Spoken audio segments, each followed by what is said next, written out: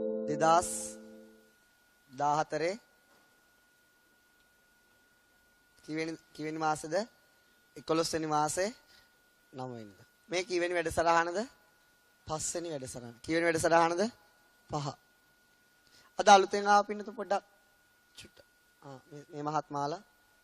ඒතර ටිකක් ඉන්නෝනේ. පළවෙනි දෙවෙනි DVD අන්තිම වෙලාවේ අතිස්වම තෙන්ට ලැබෙවි. පළවෙනි සතිය දෙවෙනි සතිය ද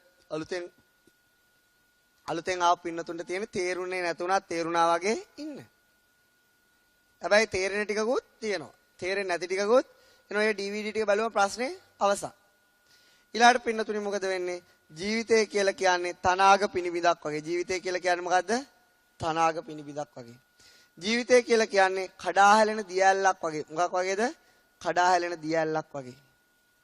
මරන්න ගෙනියන හරකෙක්, ගවයෙක් අඩියක් පාසා කොහාටද යන්නේ? මරණය කරා. කොහෙටද යන්නේ? මරණය කරා. අපි දැන් දන්නවා පින්නතුනි මේ මෑත කාලේ කොස්ලන්දනේ බලංගොඩ පැත්තේ මේ මිනිසුන්ට ගොඩාක් බලාපොරොත්තු තියෙන්නේ නැති අහිංසක බලාපොරොත්තු කොච්චර සිතුම් පැතුම් බලාපොරොත්තු ඉලක්ක තියුණත් අවසාන ඉලක්කය උනේ මොකද්ද? මරණය. අවසාන මොහොත උදා වුණේ මරණයත් එක්ක සමන්ගේ ජීවිත අවසන් කර ගැනීම. අපි දන්නවා පින්නතුනි මේ මෑත කාලේ හිටපු සුරූපීම කාන්තාව තමයි ඩයනා කුමරිය. ඇයට මොකද උනේ? ඉලක්ක බලාපොරොත්තු සිතුම් පැතුම් ඕන තරම් තියෙන්නේ නැති නොසිතූ වෙලාවක සියල්ල අත්හැරලා මරණය නැමැති ඉලක්කය සම්පූර්ණ කරන්න වුණා. ඒ වගේ අපේ රට පාලනය කරපු ඒ සිරිමාව බණ්ඩාරනායක, ඩඩ්ලි සේනානායක අපි දැකලත් නැහැ ජීවමාන ඒක ආකාරයට. නමුත් ඒ අය වුණත් පිනතු කොච්චර මහේසාක්‍ය ජීවිත ගත කරත් ජීවිතේ කොහෙන්ද අවසන් කරේ? මරණේ. අල්ප සම්පත්තිය වුණත් මහා සම්පත්තිය වුණත් ඒ සෑම දිනාගේ අවසාන දේ මොකද්ද? මේ මැරෙන්න කලින් තමයි මේ ඔක්කොම ඉෂ්ට කරගන්න අපි දඟලන්නේ. නමුත් ලෞතර බුදුරජාණන් වහන්සේ දේශනා කරේ ජීවිතය කියන්නේ තනාග පිනිමිදක් වගේ කියලායි. කඩා හැලෙන දියැලක් වගේ. විතා වේගෙන්ම කඩා හැලෙනවා. අඩියක් පාසා කිට්ටු වෙන්නේ මොකටද? අපි හිතුවට අපේ ඉලක්ක වලටයි අපි කිට්ටු වෙන්නේ, අපේ බලාපොරොත්තු ඉෂ්ට වෙන්නේ කියලා අපි කිට්ටු වෙන්නේ කොහාටද? මරණය කරා. පින්නත ඒ නිසා අන්නේ මරණයෙන් ගැලවෙන්න බෑ. අනන්ත ආකාශයට ගියත් ඒ මරණයෙන් ගැලවෙන්න බෑ. මහා සාගරයේ මැදට ගිහිල්ලවත් ඒ මරණයෙන් ගැලවෙන්න බෑ. කන්දේ තියෙන ගල් ගුහාවක හිටියත් බෑ. මේ ලෝකේ කොහේ ගියත් මරණයෙන් ගැලවෙන්න බෑ කියලායි බුදුරජාණන් වහන්සේ දේශනා කරේ. ඇත්තද බොරුද පින්නතුනි? පුළුවන් නම් ගිහිල්ලා බලන්න. ගැලවෙන්න පුළුවන්ද කියලා. ඒක තමයි ඒකාන්ත ඇත්ත. අපි අන්නේ පින්නතුනි මරණය කරා යන ගමනේදී අපිට බලාපොරොත්තු සිතුම් පැතුම් දහසක් තියුණත් අපි පස්වෙනි සතියේත් මේ ආකාරයට හමු වුණා. අපි හමු වුණාට අපිටත් හොරා අපිටත් නොදෙනි අපි කොහාටද ඇදෙන්නේ? මරණය කර අපි හමු වුණාට අපි හැමදෙනාගේම ජීවිත මරණය කරා ඇදිලා යනවා. වසරක් පාසා අපි මරණයට ලං වෙනවා. මසක් පාසා අපි මරණයට ලං වෙනවා. දිනයක් පාසා අපි මරණයට ලං වෙනවා. පැයක් පාසා අපි මරණයට ලං වෙනවා. මිනිත්තුවක් පාසා අපි මරණයට ලං වෙනවා. තප්පරයක් පාසා අපි මරණයට ඇහිපිල්ලමක් පාසා අපි මරණයට ලං වෙනවා. අඩියක් පාසා අපි මරණයට ලං වෙනවා. සිතක් පාසා අපි මරණයට ලං වෙනවා පින්නතුනි. අපේ සෑම ගෙවෙන සෑම මොහොතක්ම අවසන් කරන්නේ ආවුෂ. ලං වෙන්නේ මරණයට. ඒ මරණයත් එක්ක අපි කිසිම කෙනෙක් කොහෙද යන්නේ, කොතනද යන්නේ, මොන කාලෙද යන්නේ කියලා ගිවිසුම් ගහලා නැහැ. ගිවිසුම් නොගහපු මරණය අපිට යම් දවසක උදා වෙනතුරු අපි මේ රංගමඩලේ රංගපානවා. ඒක තමයි අපේ ජීවිතවල ඇත්ත කතාව. ඉතින් අන්න ඒ ආකාරයේ මේ තියෙන ලෝකේ දහසක් දේවල් ඉගෙන ගන්න මේ පින්නතුන් මේ කැප කරන්නේ. දැන් පුංචි කාලේ ඉඳලා ඉගෙන ගන්න අවුරුදු 11ක් අපි වැය කරනවා. ඊට පස්සේ ඒ ලෙවල් ඉඳලා විශ්වවිද්‍යාලයට යනකොට අවුරුදු 7ක් විතර වැය කරනවා. ඊට පස්සේ අපි නොයෙකුත් අධ්‍යාපන ක්‍රම වලට අපි අවුරුදු 18ක් 15ක් විතර අපි වැය කරනවා නේ. අපි බොහෝ දේවල් ඉගෙන ගන්න එහෙම වැය කිරීමක් කරනවා. ඊට පස්සේ මේ පින්නතුන් මේ ඉගෙන ගන්න එන්නේ මොකද්ද? ලෝකයේ තියෙන ඒකාන්ත ඇත්ත ඉගෙන ගන්න එන්නේ. මොනව ඉගෙන ගන්න දෙන්නේ? ඒකාන්ත ඇත්ත. ඒකට කියන විශ්ව සත්‍යතා ඉගෙන ගන්නවා කියලා. මොනව ඉගෙන ගන්නවා කියලාද? විශ්ව සත්‍යතා. නැත්තම් කියනවා ඒකාන්ත ඇත්ත ඉගෙන ගන්නවා කියලා. මොන ඇත්තද ඉගෙන ගන්නෙ? ඒකාන්ත ඇත්ත. ලෝකයේ පින්නතුනේ විශ්ව සත්‍යතා වශයෙන් තියෙන සත්‍යතා 82යි ලෞතර බුදුරජාණන් වහන්සේ පෙන්නලා තියෙන්නේ. කීයද පෙන්නලා තියෙන්නේ? 82යි. මේ පන්ති ඉවර වෙනකොට පින්නතුනේ මේ 82 තමයි ඉගෙන ගන්න තියෙන්නේ. විශ්ව සත්‍යතා ගොඩක් අපිට කියා දීලා නෑ 82ට වඩා විශ්ව සත්‍යතා තියෙනවා. නමුත් ඒවා කියා දුන්නට අපිට ගෝචර වෙන පරාසයෙන් පිට. ඒ නිසා ලෞතර බුදුරජාණන් වහන්සේ ඒවා අපිට පෙන්නලා නැහැ. ඊට අපිට ගෝචර වෙන පරාසයේ බුදුරජාණන් වහන්සේ විශ්ව සත්‍යතා කීයක් පෙන්නලා තියෙනවද? 82යි. කීයද? 82යි පෙන්නලා තියෙන්නේ. එයින් පළවෙනි සතියෙම ඉගෙන ගත්ත මොකක්ද? පඨවි කියන්නේ මොකද්ද? විශ්ව සත්‍යතාවයක්. ආපෝ ඊළඟට තේජෝ ඊළඟට වායෝ ඊළඟට වර්ණ ඊළඟට ගන්ධ ඊළඟට රස ඊළඟට ඕජා තාම විස්තර කරේ නැහැ. මෙන්න මේ ස්වභාවයට පින්නතුනි මොකක්ද කියන්නේ? මේ ස්වභාවයට කියන්නේ සුද්ධාෂ්ට. මේක තියෙන එක් තුනෙන් තන කියන්නේ සුද්ධාෂ්ටකේ. මොන ආෂ්ටකේද? සුද්ධාෂ්ටකේ. කඩන්න බැරි, බින්දින්න බැරි අති පිරිසුදු අවස්ථාවක් තමයි. මේක මෙන්න මේ සුද්ධාෂ්ටකේ හැට දකින්න පුළුවන් එකක් නෙවෙයි කියලා. නෙවෙයි. මේ මුළු භෞතික දේවල් වල මූලික ස්වභාවය මොකද්ද? පඨවි ආපෝ තේජෝ වායෝ වලින් නැතිච්ච මේ ස්වභාවය. කියන්නේ මේ ශාලාව කියලා කියන්නේ මොකද්ද? සුද්ධාෂ්ටක ගොඩක්. අපේ ගෙදර කියන්නේ මොකද්ද? සුද්ධාෂ්ටක ගොඩක්. මේ මහා පෘථුවිය කියන්නේ මොකද්ද? පඨවි ධාතු අධික සුද්ධාෂ්ටක. මහා සාගරය කියලා කියන්නේ මොකද්ද? ආපෝ ධාතු අධික සුද්ධාෂ්ටක ගොඩක්. මේ මහා සුළඟ කියලා කියන්නේ මොකද්ද? වායෝ ධාතු අධික සුද්ධාෂ්ටක ගොඩක්. ඒ සුද්ධාෂ්ටක දෙකක් අතර තියෙනම පින්නතුනි මෙන්න මේ මහත්මා පොඩ්ඩක් කොහෙද යන්නේ? මේ ගාස මං හිතුවා මේක කියලා. සුද්ධාෂ්ටක ගොඩක්. ඒ නිසා කඩන්න බැරි මේ දෙපැත්තෙම බලන්න පුළුවන් නේ. දන්නේ මං තේරුනේ. සුද්ධාෂ්ටක ගොඩක්. ඉතින් මේ මෙන්න මේ සුද්ධාෂ්ටක දෙකක් අතර තියෙන පරතරයට මොකද්ද කියන්නේ? පරිච්ඡේද අවකාශය. කොහෙද තියෙන්නේ පරිච්ඡේද අවකාශය? ඒ නිසා අපිට මේ ලෝකේ ඕන දෙයක් දෙකට කඩන්න පුළුවන් හැකියාවක් තියාගෙන තමයි සුද්ධාෂ්ටක අවකාශ ධාතුවේ උපදින්නේ. සුද්ධාෂ්ටක උපදින්නේ කොහෙද? අවකාශයේ. අවකාශය කියලා කියන්නේ හිස් ස්වභාවය. කිසිවක් නැති ස්වභාවය තමයි මේ උපදින්නේ. අපි මේ ඉඩාරගෙන තියෙන අපේ රූපයට කොහෙන්ද? අවකාශයේ. අපි මේ එහාට යන්නේ මොන ධාතුව උදව් කරගෙනද? අවකාශ ධාතුව තුල තමයි අපි මේ පහළ වෙන්නේ. ඒතර පින්නතුනේ මේ විශාල සූර්යයා කියලා කෙනෙක් ඉන්නවා. කවුද තියෙන්නේ? අපිට ආලෝකයේ සපයන තියෙනවා මොකද්ද? ඉරක්. විශාල ඉරක් තියෙනවානේ. ඒ ඉරේ මොන ධාතු අධික සුද්ධාෂ්ටක වලින්ද හැදිලා තියෙන්නේ? ඉර හැදිලා තියෙන මොන ධාතු අධික සුද්ධාෂ්ටක වලින්ද? තේජෝ ධාතු අධික සුද්ධාෂ්ටක වලින්. එහෙනම් ඉර පේන්නේ මොකක් විදියටද? ගිනි බෝලයක් විදියට. අපි දන්නවා ගින්දරේ අධික මොන ධාතු අධික සුද්ධාෂ්ටකද? තේජෝ ධාතු අධික. තේජෝ ධාතුව කියන්නේ ගින්න. එහෙනම් අපිට ඉර දිස් වෙන්නේ මොකක් විදියටද? ගිනි බෝලයක් විදියට. එහෙනම් මේ තේජෝ ධාතුව නිෂ්පාදනය කරන තැන, ඒ කියන්නේ සුද්ධාෂ්ටක නිෂ්පාදනය කරන තැන තමයි ඉර. මෙන්න මේ ඉරේ මොන ධාතු අධික සුද්ධාෂ්ටකද බිහි වෙන්නේ? තේජෝ ධාතු අධික සුද්ධාෂ්ටක.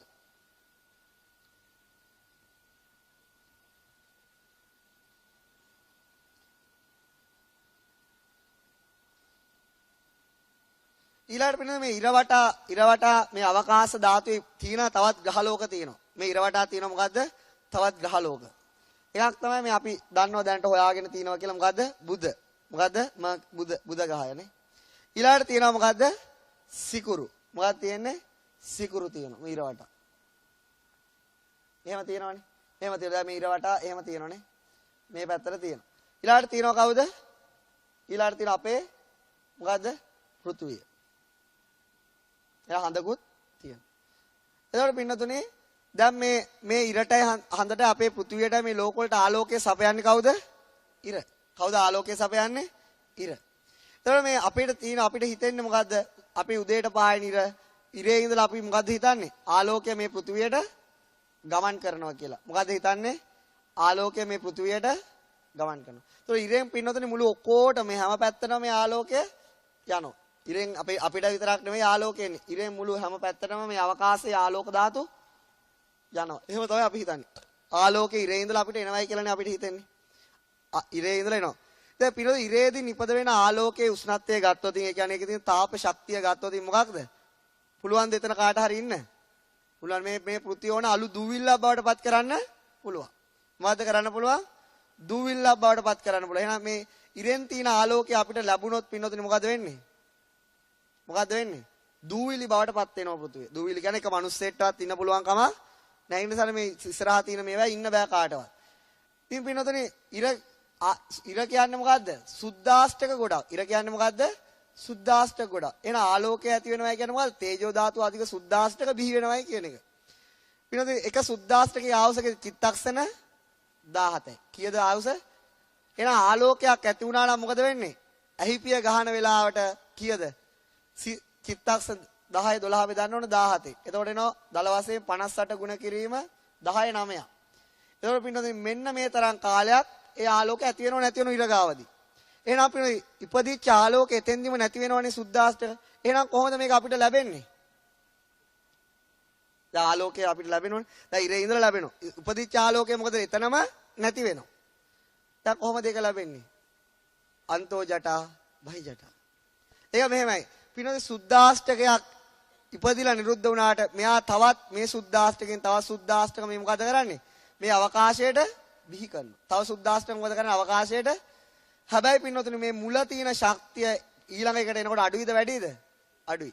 දැන් මේ මම මේ කියා දෙන දේ හැම කෙනෙක්ටම ඕන නෑ. මම නිකන් කියා දෙන්නේ නැත්තම් මම සමහර කියා දෙන ඒවා හිතා මේ මොනවද කියලා. නිසා මම නිකන් හිතන්න කියා දෙන හිතුවයි කියලා ඉතින් ඇති වැඩකුත් නෑ.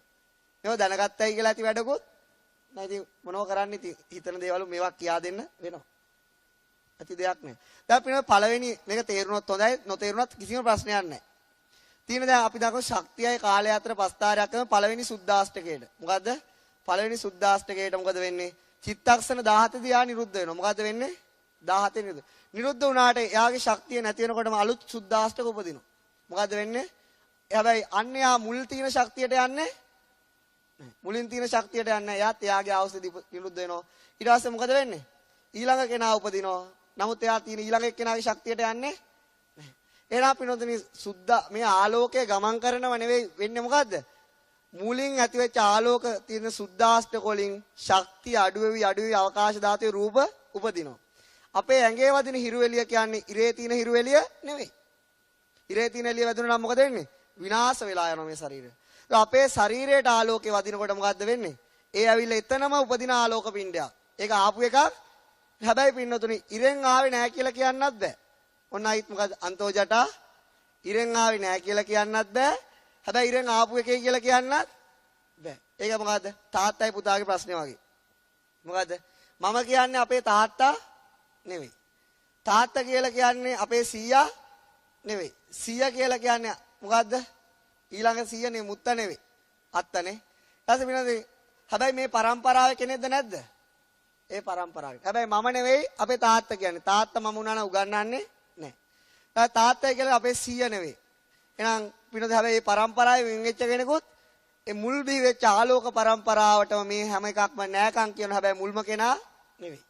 ඇත්තටම ආලෝකයේ ගමන් කරේ නෑ. මොකද උනේ? අවකාශ ධාතුවේ ඉපදුනා එක තමයි උනේ. මොකද්ද කරේ? මේ සූර්යා වටාට ආලෝකයේ ගමන් කරනව නෙවෙයි පිනොද ඉර වටා ආලෝක પરම්පරා උපදිනවා. ඒ ආලෝක પરම්පරාව බිහි වෙන්නේ කොතනින්ද? අර තියෙන ඉරගත්තු අවකාශ ධාතුවෙන්. අන්න ඒ නිසා තමයි ඉරෙන් ආලෝකයෙන් ඉපදවනවා කියලා කියන්නේ. ඇත්තටම ඔය ඉස්සරහට යන්න මේ පෘථිවිය පහු කරන් ඉතාමත් අඩු ශක්තිය තියෙන ආලෝකය තමයි ඉස්සරහට ලැබෙන්නේ. මම කියතේන ඉතින් මේ රූප පින්ඩ කොතෙක් දුරට මේ ඉරෙන් යනවද කියලා හිතා ගන්න මේ ශක්තිය ෂේවන තුරු මේක යනවා. හිතා ගන්නවත් බෑ කොච්චර යනවද කියලා. දැන් අපිට රැයට පේන ඉර එහෙම ඉර අපිට රැයට තරු පේනවනේ. අපිට තරු පේන ඉරකින් ලැබිච්ච ආලෝකයන්නේ කොහේ හරි. ඇත්තට මේ මොකද්ද පේන්නේ? අවුරුදු ගණනාවකට කලින් ඇතිවෙච්ච රූප පින්ඩයක තවත් රූප પરම්පරා ටිකක් තමයි දැర్శණය වෙන්නේ. කොච්චර කාලයකට කලින් ඇති වෙලාද කියලා කියන්න බෑ. ඉතින් නමුත් අපි හිතාගෙන ඉන්නේ ඉරෙන් ආලෝකය මෙහෙම එනවයි කියලා. එහෙම එන්නේ නෑ. අවකාශ ධාතු උපදිනවා. හැම වෙලාවටම මේ ආලෝකයේ තියෙන එකම දෙයයි තියෙන මොකද්ද? හැම වෙලාවම උපදිනවා, නිරුද්ධ වෙනවා, වෙනස් වෙනවා, ජරාවටපත් වීම තමයි වෙන්නේ. ජරාවටපත් වෙලා අපි හරියට එනකොට ටිකක් අඩුයි. හැබැයි ඒ දැනෙන ජරාවටපත් වීම අපිට දරා ගන්න බෑ දවල් වෙනකොටනේ. ඉරට හැතම්මයි කියලා කියනවා. ඉරට හැතම්ම නෙවෙයි. ඊළඟට පින්නතුනේ ඊළඟට අපි කතා කරා ඊළඟ සතියට එනකොට ඇහි තියෙන දසක කලාපයට කිව්වේ මොකද්ද? චක්කු දසක කලාපය. කනේ තියෙන ධර්මතා 10 සෝත දසක කලාපය.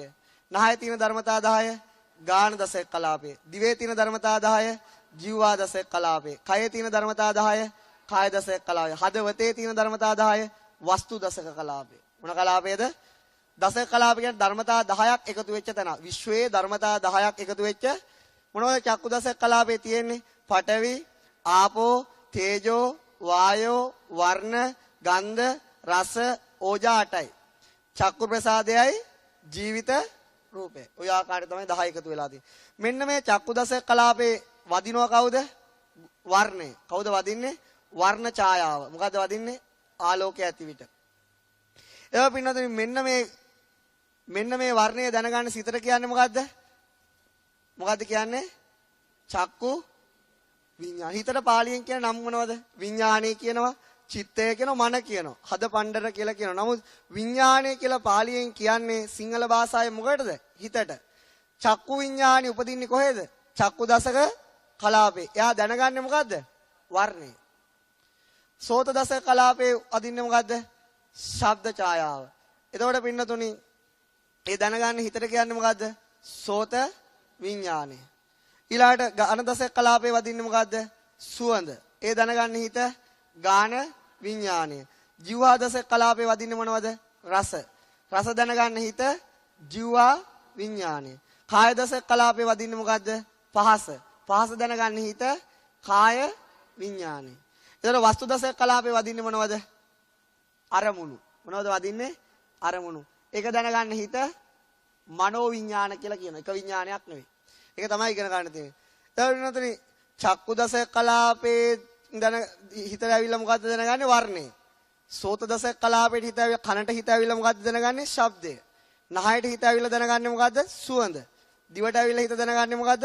රසය.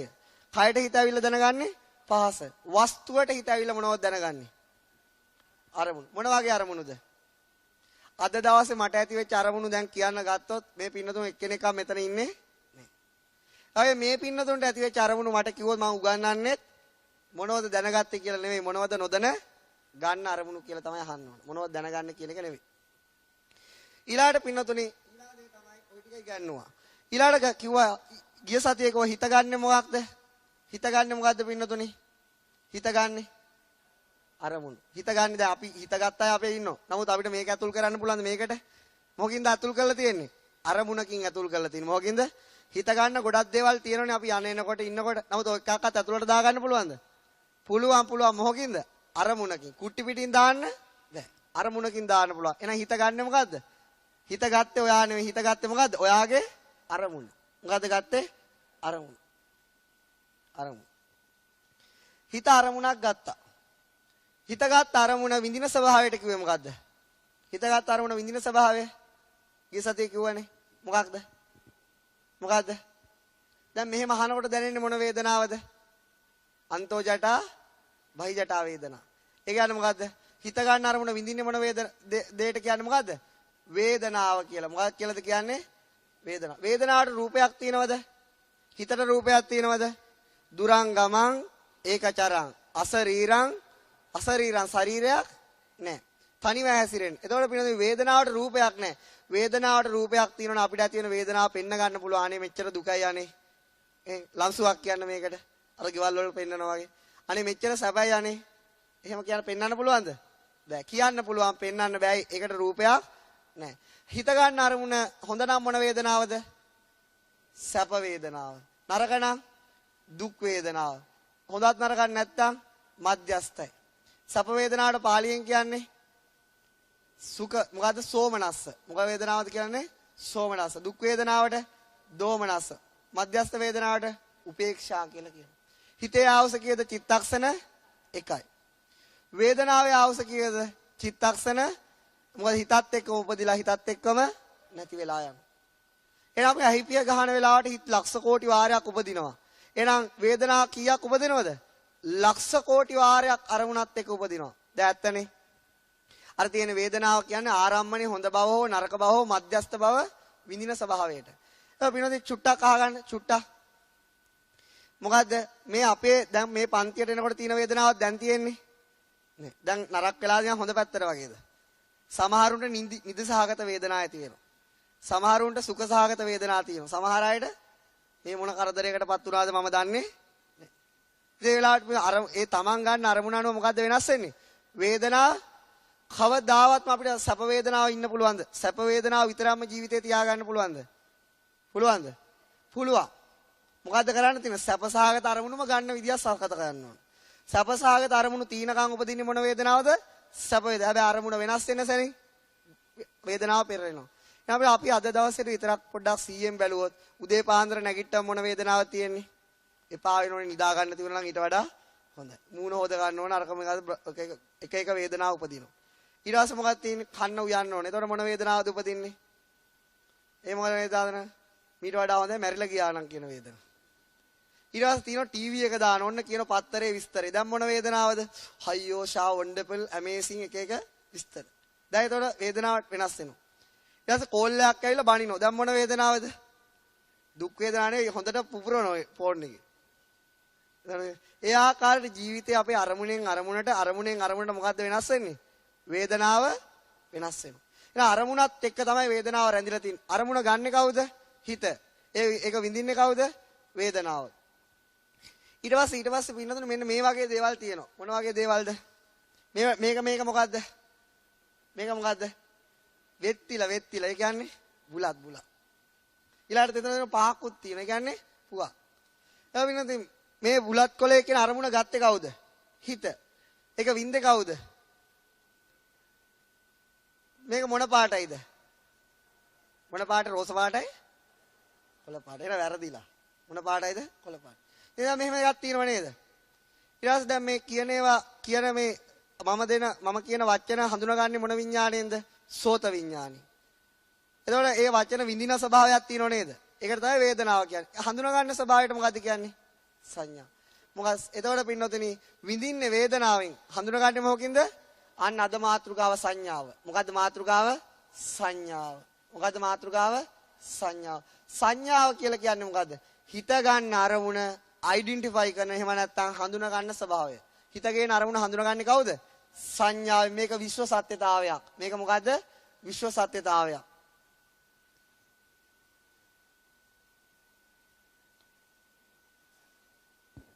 දැන් මගේ සිවුර දිහා බැලුවම මොන හඳුනා ගැනීමද ඇති වෙන්නේ? ඒ වගේ ස්ටෝක් ගොඩක් කියලා හිතනව නේද? ඒ වගේ. ඒව මොකද? ඒ ස්වභාවයට කියන්නේ මොකද්ද? සංඥාව. මොකද්ද? එතකොට ඒ අරමුණ විඳින්නේ කවුද? මොකද්ද? ඉතින් ඒක නරක අරමුණක් ලෙස විඳින්න එපා. උපේක්ෂාවෙන් බලන්න, මධ්‍යස්ථයෙන් බලන්න. ඒ අරමුණ ගෙනාවේ කවුද? හිත. එතකොට වෙන සංඥාවටද වේදනාව කියන්නේ? සංඥාවටද වේදනාව කියන්නේ? නෑ. වේදනාව කරන්නේ මොකද්ද? රස විඳීම. සංඥාව මොකද්ද කරන්නේ? හඳුනා ගැනීම. අන්න ඒකයි. එතකොට මෙතන පරමාර්ථ ධර්ම දෙකක්. විශ්ව සත්‍යතා. දැන් අපි කාටවත් කියන්න පුළුවන්ද අපි හඳුනගන්නේ නැහැ කියලා. අපි නිල් පාට හඳුනනවා, කහ පාට හඳුනනවා, කොළ පාට හඳුනනවා, ශබ්දය හඳුනනවා, රස හඳුනනවා නේ? ඊට පස්සේ රස විඳිනවා. එහෙනම් අපිට හඳුනා ගැනීමකුත් තියෙනවා, විඳීමකුත් තියෙනවා. එහෙනම් විඳින දෙයට කියන්නේ වේදනාව. හඳුනා ගන්න දෙයට කියන්නේ සංඥාව. මොන බලන්න ඊට පස්සේ ඒකේ තියෙන වැඩ. අද දවසේ මේ පින්නතුන් මොන වගේ දේවල්ද හඳුනාගත්තේ? කියන්න පුළුවන් දේවල්ද බැරි දේවල්ද? බැරි පුළුවන් දෙකම තමයි. හරිද? ඊළාට පින්නතුනි ඔන්න බලන්න. අපි ජීවිතේ මෙන්න මෙහෙම දෙයක් වෙනවා. දැන් අපිට පුංචි කාලේ අම්මලාට හම්බ වෙනව කවුද? පුත්තු. අම්මලා ඉන්නේ මොකද්ද? පුතුන් රජුන් කරන්ටයි කියලා කියනෝනේ. රජුරු කරන්න පුළුවන් හරි කමන්නේ, මරාලයක් කරන්න හරි කමන්නේ පුතෙන් ලැබෙනවා. හරිද? ඊට පස්සේ මොකද වෙන්නේ? පුතා යනවා ගින්දර අල්ලන්න. මොනවද අල්ලන්න යන්නේ? ගින්දර. මොනව අල්ලන්නද යන්නේ? ගින්දර. දැන් අම්මා දෙනවනේ පුතාට ගින්දර අල්ලන්න. දෙන්නේ නැහැ. ඒ මොකෝ දෙන්නේ නැත්තේ? එහෙනම් පුතා මොකෝ යන්නේ අල්ලන්න? පුතා දන්නේ පිච්චෙනවා කියලා. පුතා දන්නේ නැහැ. ඒ පුතා ගින්දර අල්ලන්න යනවා. අම්මා දෙන්නේ නෑ. අම්මට පුතා මිස් වෙච්ච වෙලාවක පුතා ගින්දර අල්ලලා. මොකද වෙලා අල්ලුවොත් වෙන්නේ? පිච්චෙනවා. දැන් ඉතින් බෙහෙත් දාලා පුතේ යන්න අර ගින්දර අල්ලන්න. පුතා අල්ලයිද? ඇයි මොකෝ අල්ලන්නේ නැත්තේ? දැන් අම්මා කිව්වා අල්ලන්න එපා කියලා ඇල්ලුවා. දැන් අම්මා කියනවා අල්ලන්න කියලා. ඌ අල්ලන්නේ? ඇයි ඒ අල්ලන්නේ නැත්තේ? නෑ වේදනාව නිසා තමයි. වේදනාව නිසා වින්දා. දැන් මොකද්ද ගින්දර මොකද්ද කරන්නේ? හඳුනාගත්ත මොකද්ද මේක අල්ලන්න සුදුසු දෙයක් නෙවෙයි. දැන් අම්මා කිව්වත් අල්ලන්නේ. මුලින් මොකද උනේ? ඒකට මෙහෙම මේක කිව්වන් පස්සේ මේවා තාත්තා කෙනෙක් කො මම හිටිනා ගිහලා අත තියනවා පුච්චෙන්න කියලා. මම කොයි වගේ තාත්තා කෙනෙක් මට ලැබෙන්න එපා. අනාතයිනේ. පළකට පයින් ගියොත් අල්ලු කරලා දාවේ. ඉතින් ඔන්න වගේ තමයි. ඊට පස්සේ මොකද වෙන්නේ? අන්න එතෙන්දි තියනවා පිනොද පුතා ඊට කලින් ගින්දර ගැන හඳුනාගෙන තියුනේ නෑ. එහෙනම් ජීවිතේ හඳුනා ගන්න පළවෙනි හඳුනා ගැනීම සලකුණක් වශයෙන් තියාගන්න. මොකක් වශයෙන්ද තියාගන්නේ? සලකුණක් වශයෙන් සලකුණු කිරීමක් කරනවා. ජීවිතේ අපිට ලැබෙන මුල්ම සංඥාව මොකක් වශයෙන්ද තියාගන්නේ? සලකුණක් වශයෙන්. ඊට පස්සේ පින්නතුනේ ජීවිතේ එහා සමාන අරමුණු ලැබුණා මොකද වෙන්නේ? සලකුණේ තියලා තමයි අරමුණු කරන්නේ. මොකේ තියලාද අරමුණු කරන්නේ? සලකුණේ. නැවත පුතා ගින්දර ඇල්ලුවේ නැත්තේ ඒක සලකුණු වුණා. සලකුණු වුණාට පස්සේ ඒක අල්ලන්න සුදුසු දෙයක් නෙවෙයි.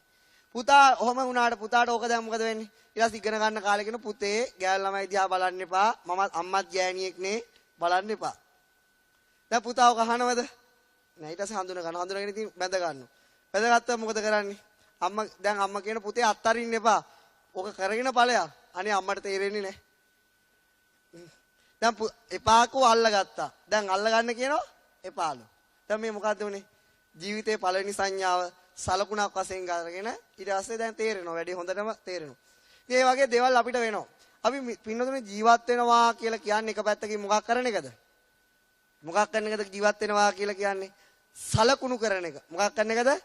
අපිට මේ සලකුණු මුලින්ම දෙන්නේ අම්මා. අම්මා කියන මේ තමයි අම්මා මුලින්ම ගන්න සලකුණ. ඔයා මගේ අම්මා. එහෙනම් අම්මා. දැන් ඊට පස්සේ එහෙම ඒ දරුවා අඳුරනවද නැද්ද? දැන් වෙන කෙනෙක් ගියාම බයයි. රාස්සෙක් ගාවට ගියාම අඬනවා. අම්මේ කියනකොට මොකද වෙන්නේ? අතට යනවා. දැන් රාස්සයත් අඳුරනවා අම්මත් අඳුරනවා. අම්මා කියන පුතේ යා රාස්සෙන් නෙමෙයි බාප්පා. බාප්පේ. ඔය වගේ තමයි. ඊළඟට පින්නතුනි මොකද වෙන්නේ? මේ තාත්තා. ඊළඟට මොකද වෙන්නේ? ඔය ආකාරයට පුතා අහනවා. පුතා දැන් හඳුනා ගන්න try එකක් දෙනවා. අම්මා ඉතින් කියලා දෙනවා. ඉතින් දැන් හඳුනා දැන් පුතා අම්මේ තාත්තේ ආච්චි අම්මට හරිය සතුටුයි. අම්මට මේ මොකද්ද සතුට? පුතාට මේ හඳුනා ගැනීම හුරු වෙලා. නේ අපි ආසයන්නේ පොඩි ළමයි නිකන් දක්ෂ දේවල් කියනවා අහන්න.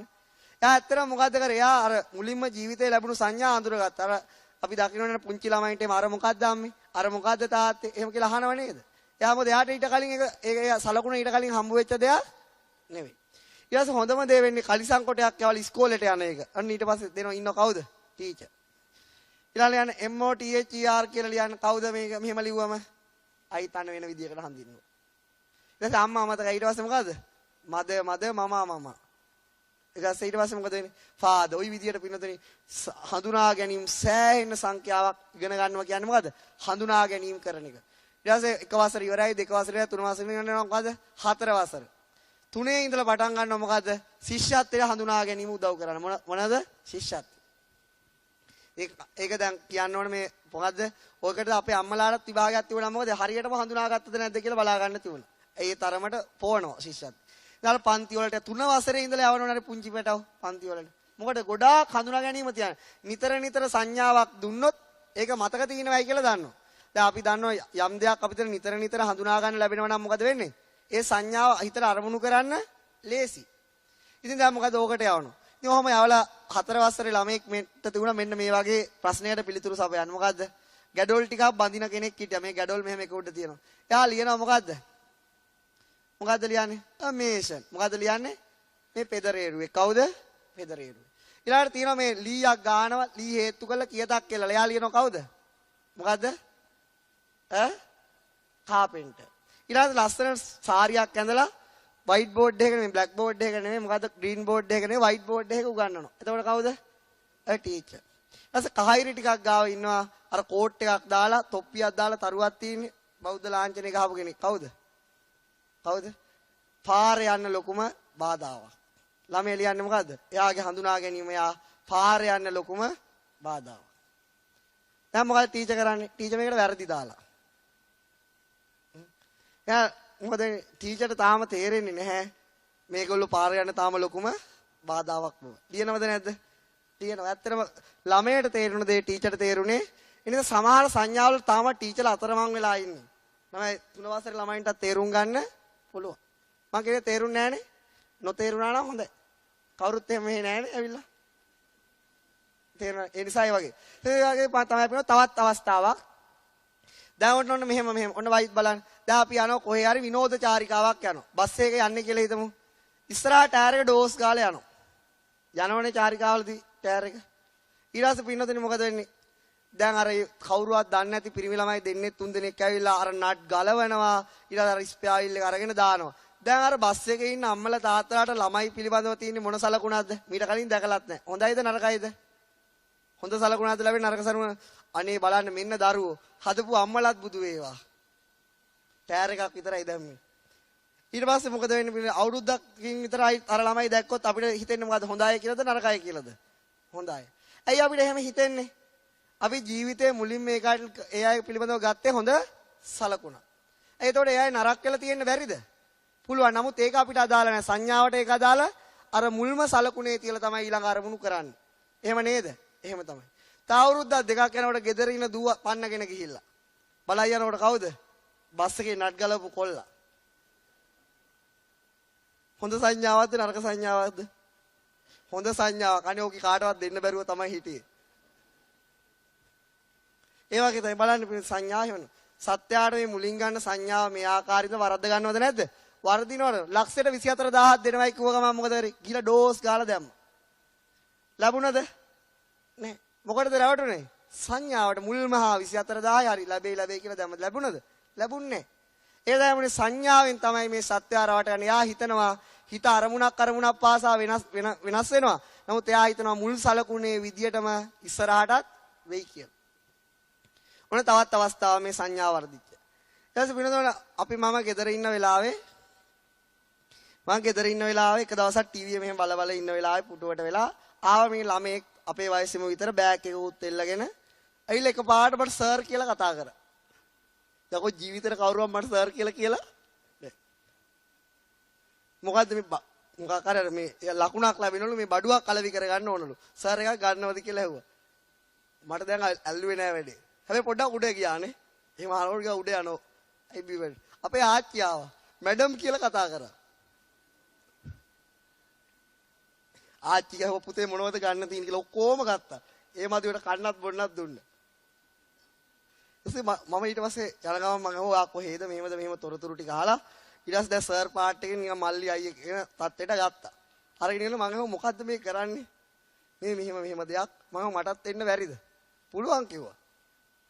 ඊට පස්සේ මටත් ඒ වෙලාවේ ගෙදර ඉඳලා එපා වෙලා තිබුණේ. මං ඊට පස්සේ මොකද කරේ? ඊළඟට ෆෝන් නම්බර් එක අහගෙන ගියා දැන්. මේ මොකද්ද මේ ඩිරෙක්ට් මාකටිං? එහෙම තැන. දැන් ගියාට පස්සේ මොකද්ද කරන්න තියෙන්නේ? දැන් එතන වෙනම කියලා දෙනවා. මෙන්න මෙහෙම කතා කරන්න ඕනේ, මෙහෙම කරන්න ඕනේ, මෙහෙමයි. හැබැයි තියෙන ඔක්කොම බාලා බාණ්ඩ. දැන් ඊට පස්සේ මටත් දුන්නාට බඩු බෑග් එකකුත් දුන්න. දැන් මේ පුරුදු වෙන්න මේ ආපු යාළුවත් එක්කම යන්න කියලා. මෙහා යනවා මැඩම් කියලා කතා කරනවා දැක්ක ගමන්. රුපියල් 30ක් වටින කියුටෙස් එක රුපියල් 300කට දෙනවනේ මේ මිනිස්සයා. කොහොමද දෙන්නේ? ජීවිතේ අර මැඩම් කියලා අහන සංඥාව අහන පුදුම ආසාවකින් අපේ අම්මලා පසු වෙන්නේ. ඊට පස්සේ මොකද වෙන්නේ? ඊට මමත් දැන් කොහොම බල ඉතල මට කිව්වා දැන් ගිහින් ගෙදරට තනියම විකුණන්න කියලා. මම ගිහලා මැඩම් කියලා කිව්වා. ඵලයයි යකෝ යන්න කියලා කිව්වා. ඒ කියන්නේ ඒ සංඥාව කියන ක්‍රමයේ රටාවක් තියෙන්න ඕන. මට තේරුණා කියපු ක්‍රමේ හරියන්නේ නෑ. ඊට පස්සේ ටික කාලයක් ගියාම යාළුවට වඩා හොඳට මම වැඩේ කරන්න පටන් ගත්තා. ඊට පස්සේ මම ටික දවසකින් ඒක අත්හැරලා දැම්මා. මොකද අන්න ඒ වගේ ස්වභාවයක් තියෙනවා මේ මිනිස්සු තුල. ඒක දන්නව කවුද? වෙලෙන්දෝ. දන්නවද නැද්ද?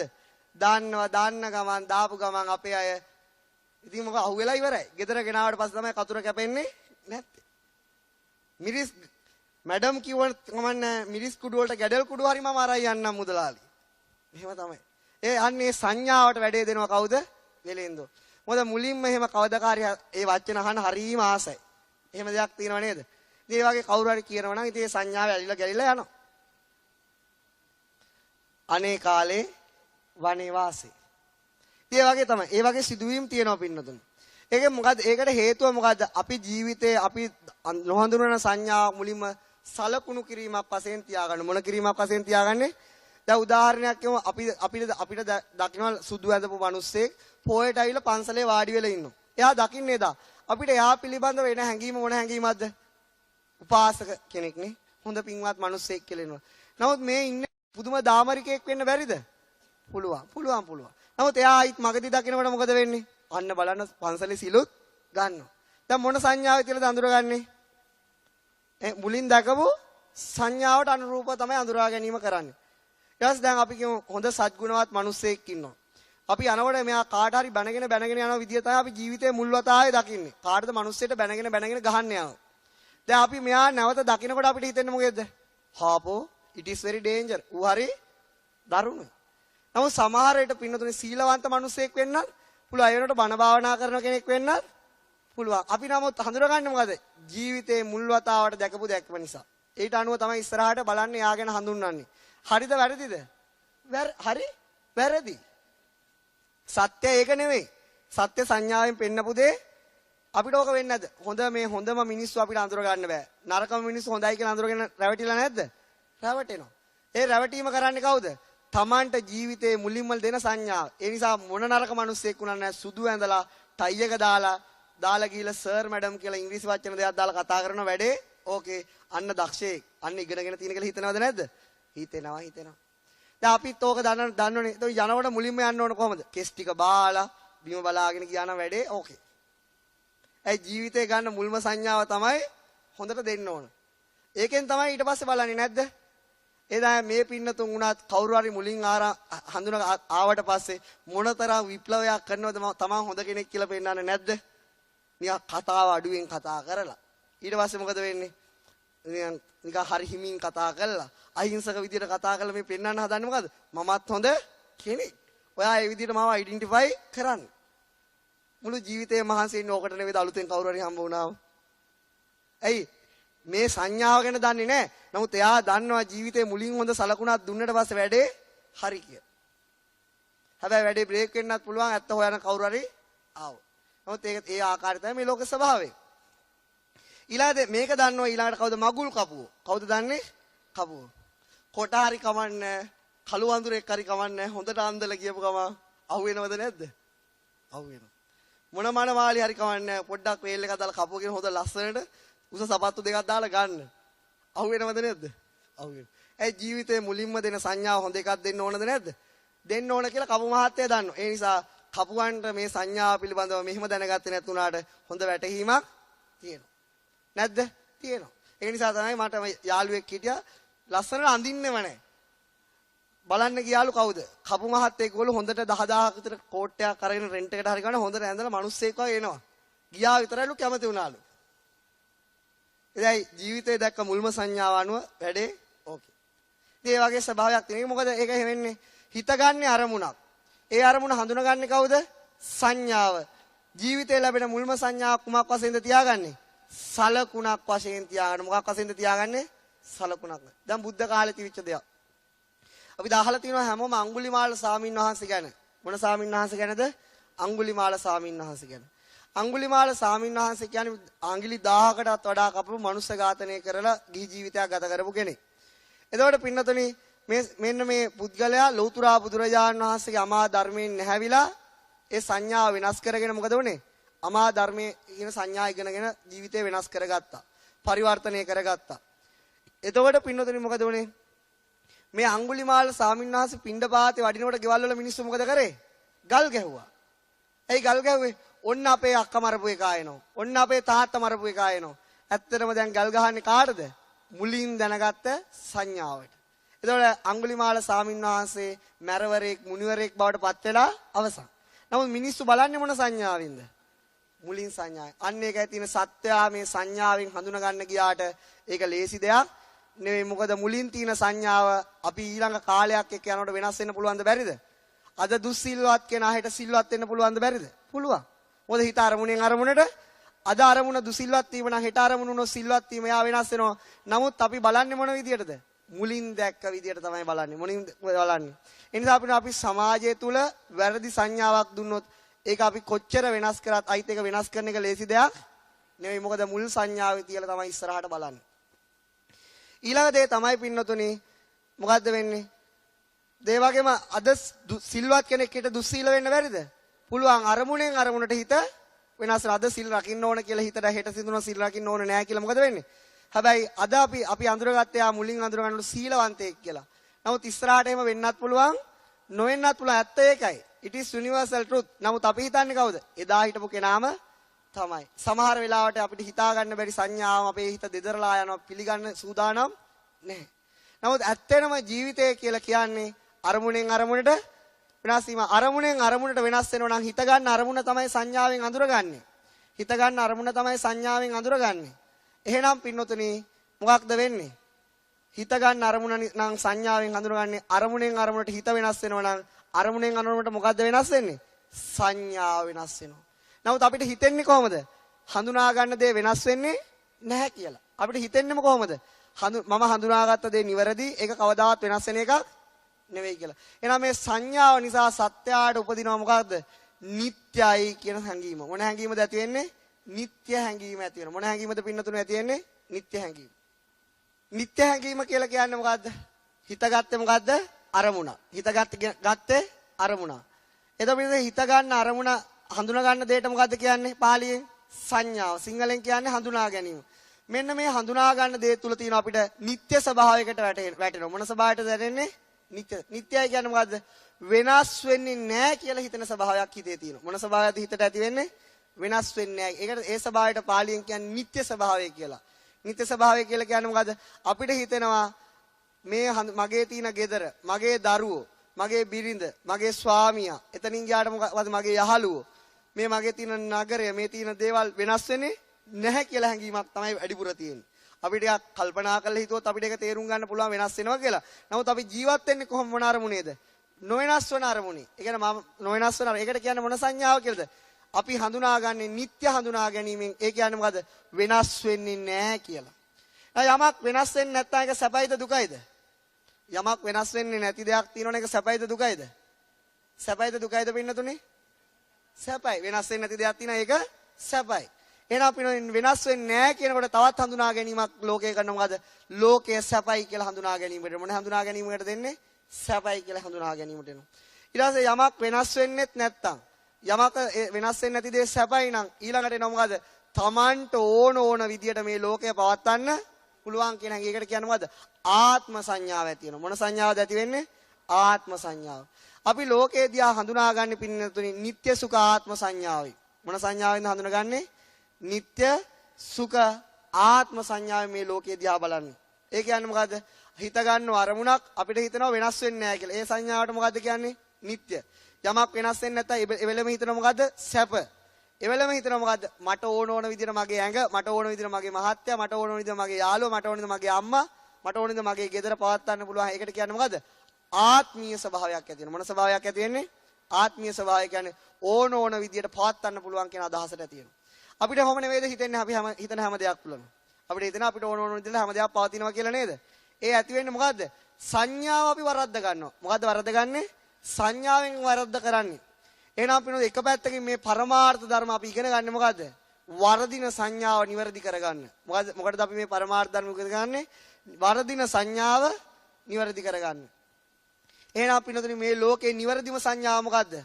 සෑම මොහොතක්ම වෙනස් වෙනවා කියන එක. අන්නේ සංඥාව මොකද්ද? ඒ හඳුනා ගැනීම අනිත්‍ය සංඥා. මොකද්ද ඒකට කියන්නේ? අනිත්‍ය. අනිත්‍ය සංඥා කියන එකේ තේරුම මොකද්ද? සෑම මොහොතක්ම වෙනස් වෙනවා කියලා හඳුනා ගැනීම. ඊළඟට යමක් වෙනස් වෙනවා නම් ඒක සැපයිද දුකයිද? දුකයි. එහෙනම් ඊළඟ ලෝකයේ තියෙන සත්‍යම යුනිවර්සල් ට්‍රුත් එක මොකද්ද? දුක්ඛ සංඥා. ඒ කියන්නේ අසුභ සංඥා. ඊළඟට පිළිද යමක් වෙනස් වෙනවා නම් සෑම මොහොතකම යමක් දුකටපත් වෙනවා නම් ඒක අපිට ඕන විදිහට පවත්වන්න පුළුවන්ද? බෑ. අපිට කර කියා ගන්න දෙයක් නෑ. එහෙනම් ඊළඟට තියෙන සංඥාව ආත්ම සංඥාව නෙමෙයි අනාත්ම සංඥාව ඕන විදිහට පවත්වන්න බෑ. ලෝකේ දිහා කවුරු හරි මේ විදිහට හඳුනා ගන්නව නම් එයා ලෝකේ හරියට හඳුනා ගන්න කෙනෙක්ද වැරදියට හඳුනා ගන්න කෙනෙක්ද? ලෝකේ දිහා නිට්ටයයි සුඛයි ආත්මයි කියන හඳුනා ගැනීමෙන් ලෝකේ දිහා බලනවා නම් එයා මේ ලෝකේ හරියට හඳුනා ගන්න කෙනෙක්ද වැරදියට දිහා හඳුනා ගන්නද? හරිද? එහෙනම් අපි වැඩිපුර බලන්නේ මොන සංඥාවෙන්ද? වෙනස් වෙන දේ වෙනස් වෙන්නේ නැහැ කියලා අරමුණු කරනවා. ඇත්තටම සම මොහතකම උනේ මෙතෙන්ට ඇවිල්ුණත් අරමුණක් පාසා සිත වෙනස් වීමයි. ශරීරය වෙනස් වීමයි. නමුත් අපිට හිතෙන්නේ ඒ ආපු මමම තමයි කියලා. වෙන කෙනෙක් නෙවෙයි නේද? නෑ. ඒ ආපු මමම තමයි කියලා. අන්න එහෙම හිතෙන්නේ මොකද පින්නතුනි? අපි අපේ හඳුනා ගැනීම හිත ගන්න අරමුණේ සංඥාව අපිව මුලාවටපත් කරනවා. මොකටදපත් කරන්නේ? මුලාවටපත් කරනවා. සංඥාව ලෞතුරා බුදුරජාණන් වහන්සේ උපමා කරන්නේ මිරිඟුවකට. මොකටද උපමා කරන්නේ පින්නතුනි? මිරිඟුවකට. මිරිඟුවක් කියලා කියන්නේ මොකක්ද? මිරිඟුවක් කියලා කියන්නේ මුවාට පේනවා මිරිඟුවක්. ජලය පේනවා. හැබැයි එතෙන්ට ගියාම ජලය නැහැ. මිරිඟුවක් කියලා කියන්නේ මොකක්ද? ඇත්තට නැති දෙයක් ඇත්තට පෙන්වන එක. ඇත්තටම නැහැ. ඇත්තටම එහෙම දෙයක් නැහැ. නමුත් ඇත්තයි කියලා පේනවා. ඒකට කියන්නේ මොකද්ද? මිරිඟුව. එහෙනම් පින්නනේ මුවා යන්නේ මිරිඟුව පිස්සපස ගිහිලා මුවා විනාශ වෙනවා. අපිත් මුවෝ තමයි. අපිත් ඇත්තටම නැති දේවල් ඇත්තටම තිය කියලා පිළිගන්නවද නැද්ද? පිළිගන්නවා. අපේ මානසික ස්වභාවය එහෙමයි. එහෙනම් මෙන්න ලෞතුරා බුදුරජාණන් වහන්සේ මේ ලෝකය දිහා දැක්කා. මේ ලෝකය සංඥාව නිසා මොකද වෙන්නේ? දුකට වැටිලා. මොකටද වැටිලා තියෙන්නේ? ඒගොල්ලෝ හඳුනා ගන්න දේ තුල ඒගොල්ලෝ රැවටෙනවා මොන සංඥාවෙන්ද? නිට්ටයයි, සුඛයි, ආත්මයි සංඥාවෙන්. හැබැයි විශ්ව සත්‍යතාවය කුමක්ද පින්නතුනි? හැම මොහොතක්ම හැම දෙයක්ම විශ්වයේ සෑම මොහොතකම වෙනස් වෙනවා. සෑම මොහොතකම ජරාවටපත් වෙනවා. සෑම මොහොතකට ඒකට පිළියම් කරන්න පුළුවන් කෙනෙක් නෑ. ඇත්තම සංඥාව බුදුරජාණන් වහන්සේ දේශනා කරනවා අනිත්‍යයි, දුක්ඛයි, අනාත්මයි කියලා. ඒක තමයි බුදුවරුන්ගේ සිංහනාදය කියලා කියන්නේ. ඔක ලෝකෙම හිතාගෙන ඉන්නවා නිට්ටයයි, සුඛයි, ආත්මයි කියලා. ලෝකය කියන්නේ අපි වගේ මිනිස්සු විතරක් නෙවෙයි. කවුද? දෙවිවරු, බ්‍රහ්මයෝ පවා විශ්වාස කරන්නේ නිට්ටයයි, සුඛයි, ආත්මයි කියලා. ඒගොල්ලෝ හඳුනා ගන්න දෙයට රැවටිලා.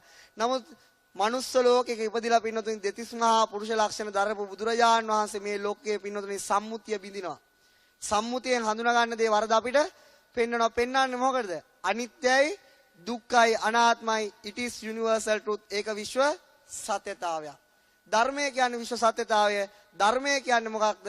සෑම මොහොතක්ම වෙනස් වෙනවා. ඒක ධර්මයක්. සෑම මොහොතක්ම ජරාවටපත් වෙනවා. ඒක ධර්මය. සෑම මොහොතකම මේකට පිළියම් කරන්න පුළුවන් කෙනෙක් මේ ලෝකේ නෑ. ඒක ධර්මය. ඒක මුළු මේ පෘථිවියේ ඉන්න අපිට විතරක් නෙවෙයි. ඒක මේ මුළු විශ්වයටම පොදු ධර්මයක්. ඕකට කියන්නේ සිංහනාද කරනවා කියලා. මොන නාද කරනවා කියලා කියන්නේ බුදුවරුන්ගේ සිංහනාදය කියලා කියන්නේ. මුළු ලෝකෙම ඇලී ගැලින නිට්ටයයි, සුඛයි, ආත්මයි සංඥාව දෙදරන උපමාව මෙහෙම බුදුන්. අපි දන්නවා පිනෝ සිංහයන් අතර ඒ කියන්නේ ගාම්භීරම සිංහයා කවුද? කේසර සිංහයා.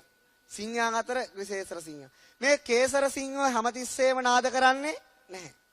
කේසර සිංහයා නාද කරන්න ඕන වෙනකොට ඇඟමැලි කඩලා කේසර දෙපැත්තට පද්දලා ගුහාවෙන් එළියට එනකොට කේසර වල සද්දෙට දන්නවා ඒ හරිය විලක් තිනා විලේ සතු දන්නවා සිංහයා නාද කරන්නේ හැදෙන්නේ නාදේ භයානකයි. මොකද වෙන්නේ? විල පතුලටම යනවා කියනවා පින්නතුනි. ගුල්වල ඉන්න සත්තුන්ට කේසර සද්ද ඇහුනම මොකද වෙන්නේ? සිංහයා නාද කරන්නේ නැද්ද? නාදේ ගම්බීරයි. දරා ගන්න බෑ. ඒ ගුල ඇතුළටම යනවා කියනවා. ඒ වගේම පින්නතුනි මහා විශාල ඇත්තු කේසර සද්ද ඇහුනම මොකද කරන්නේ? සිංහය නාද කරන්න යන්නේ. ඒ නාදය කනට දරා ගන්න පුළුවන්. ඒක ගම්බීරයි. ඒක ඊතරම්ම ප්‍රභාස්වරයි. ඒ නාදය ගම්බීරෝ කියලා නැට්ට මේව කරගෙන පින්නතුනි කැලේ ඇතුළටම යනවා කියනවා. එහෙනම් නාදය අඩුවෙන්වත් ඇහුනොත් කියලා. ඒ වගේ තමයි බුදුවරු නැමති සිංහව පින්නතුනි මේ නාදය පවත්වනකොට පින්නතුනි බ්‍රහ්මයෝ කියලා ඊටා විශාල ආයුෂ තියෙන සත්ව කොටසක් ඉන්නවා. ඒගොල්ලන්ට කියන්නේ බ්‍රහ්මයෝ කියලා. ඊටා විශාල ආයුෂ තියෙන දිව්‍ය කොටසක් ඉන්නවා. මේ බ්‍රහ්මයෝ පින්නතුනි නිට්ටයයි, සුඛයි, ආත්මයි සංකල්පේ ගිලිච්ච අය. මහා බලයක් තියෙන එක බ්‍රහ්මයට පුළුවන් මේ වගේ පෘථිවි 1000ක් එක ඇඟිල්ලකින් එකපාර ගිනි තියන්න. ඒ වගේ මහා බලගතු තියෙන බ්‍රහ්මයෝ මේ පෘථිවියක ආයුෂක් ජීව කාලය ගෙවනවා. ඒ කියන්නේ මේ පෘථිවියේ ආයුෂ මහා කල්ප එකයි. හිතා ගන්නත් බෑ. ඒ කල්ප එකක් ආවුස තියෙන බ්‍රහ්මයෝ ඉන්නවා. මේ පෘථිවිය වගේ 500ක් මේ හැදිලා යනවා. ඒත් ඒගොල්ලෝ මැරෙන්නේ නැහැ, චුත වෙන්නේ නැහැ. මහා කල්ප 500ක් 1000ක් ආවුස තියෙන බ්‍රහ්මයෝ ඉන්නවා. අන්නේ බ්‍රහ්මයෝ හිතාගෙන ඉන්නේ මොකක්ද? මේ ඒගොල්ලෝ ඉපදිච්ච ලෝකේ වෙනස් වෙන්නේ නැහැ. ඒගොල්ලෝ ඉපදිච්ච ලෝකේ දුක කියලා දෙයක් නැහැ. ඒගොල්ලොන්ට කරන්න පුළුවන් ගොඩාක් දේවල් තියෙනවා. ඕන දෙයක් කරන්න පුළුවන්. ඒගොල්ලෝ ආත්මයි කියලා ඒගොල්ලෝ හිතන් ඉන්නේ. බුදුරජාණන් වහන්සේලා දේශනා කරන අපි නම් මිනිස් ලෝකෙනේ ඉන්නේ. අපිට හැමතිස්සෙම තේරෙනවා දුක සැප. නමුත් බ්‍රහ්මයන්ට තියෙන්නේ මොන අරමුණද? සැප අරමුණ විතරයි. ඉතින් ඒගොල්ලොන්ට හිතන්නේ ඒගොල්ලෝ සදාකාලිකයි. ඒගොල්ලෝ දුක් විඳින්න නැති කොටසක් වශයෙන්. අන්නේ අවස්ථාවේ බුදුරජාණන් වහන්සේලා ඒ ලෝක වලට ඇහෙන්න කියනවා. ඕගොල්ලෝ පවා අනිත්‍යයි, දුක්ඛයි, අනාත්මයි කියලා. අන්නේ ඒ වෙලාවට බ්‍රහ්මයෝ පින්නතුණි දෙදරලා යනවා කියනවා. මොකද දෙදරලා යන්නේ? ඒගොල්ලොන්ගේ මතයට පහරක් වැදුනා.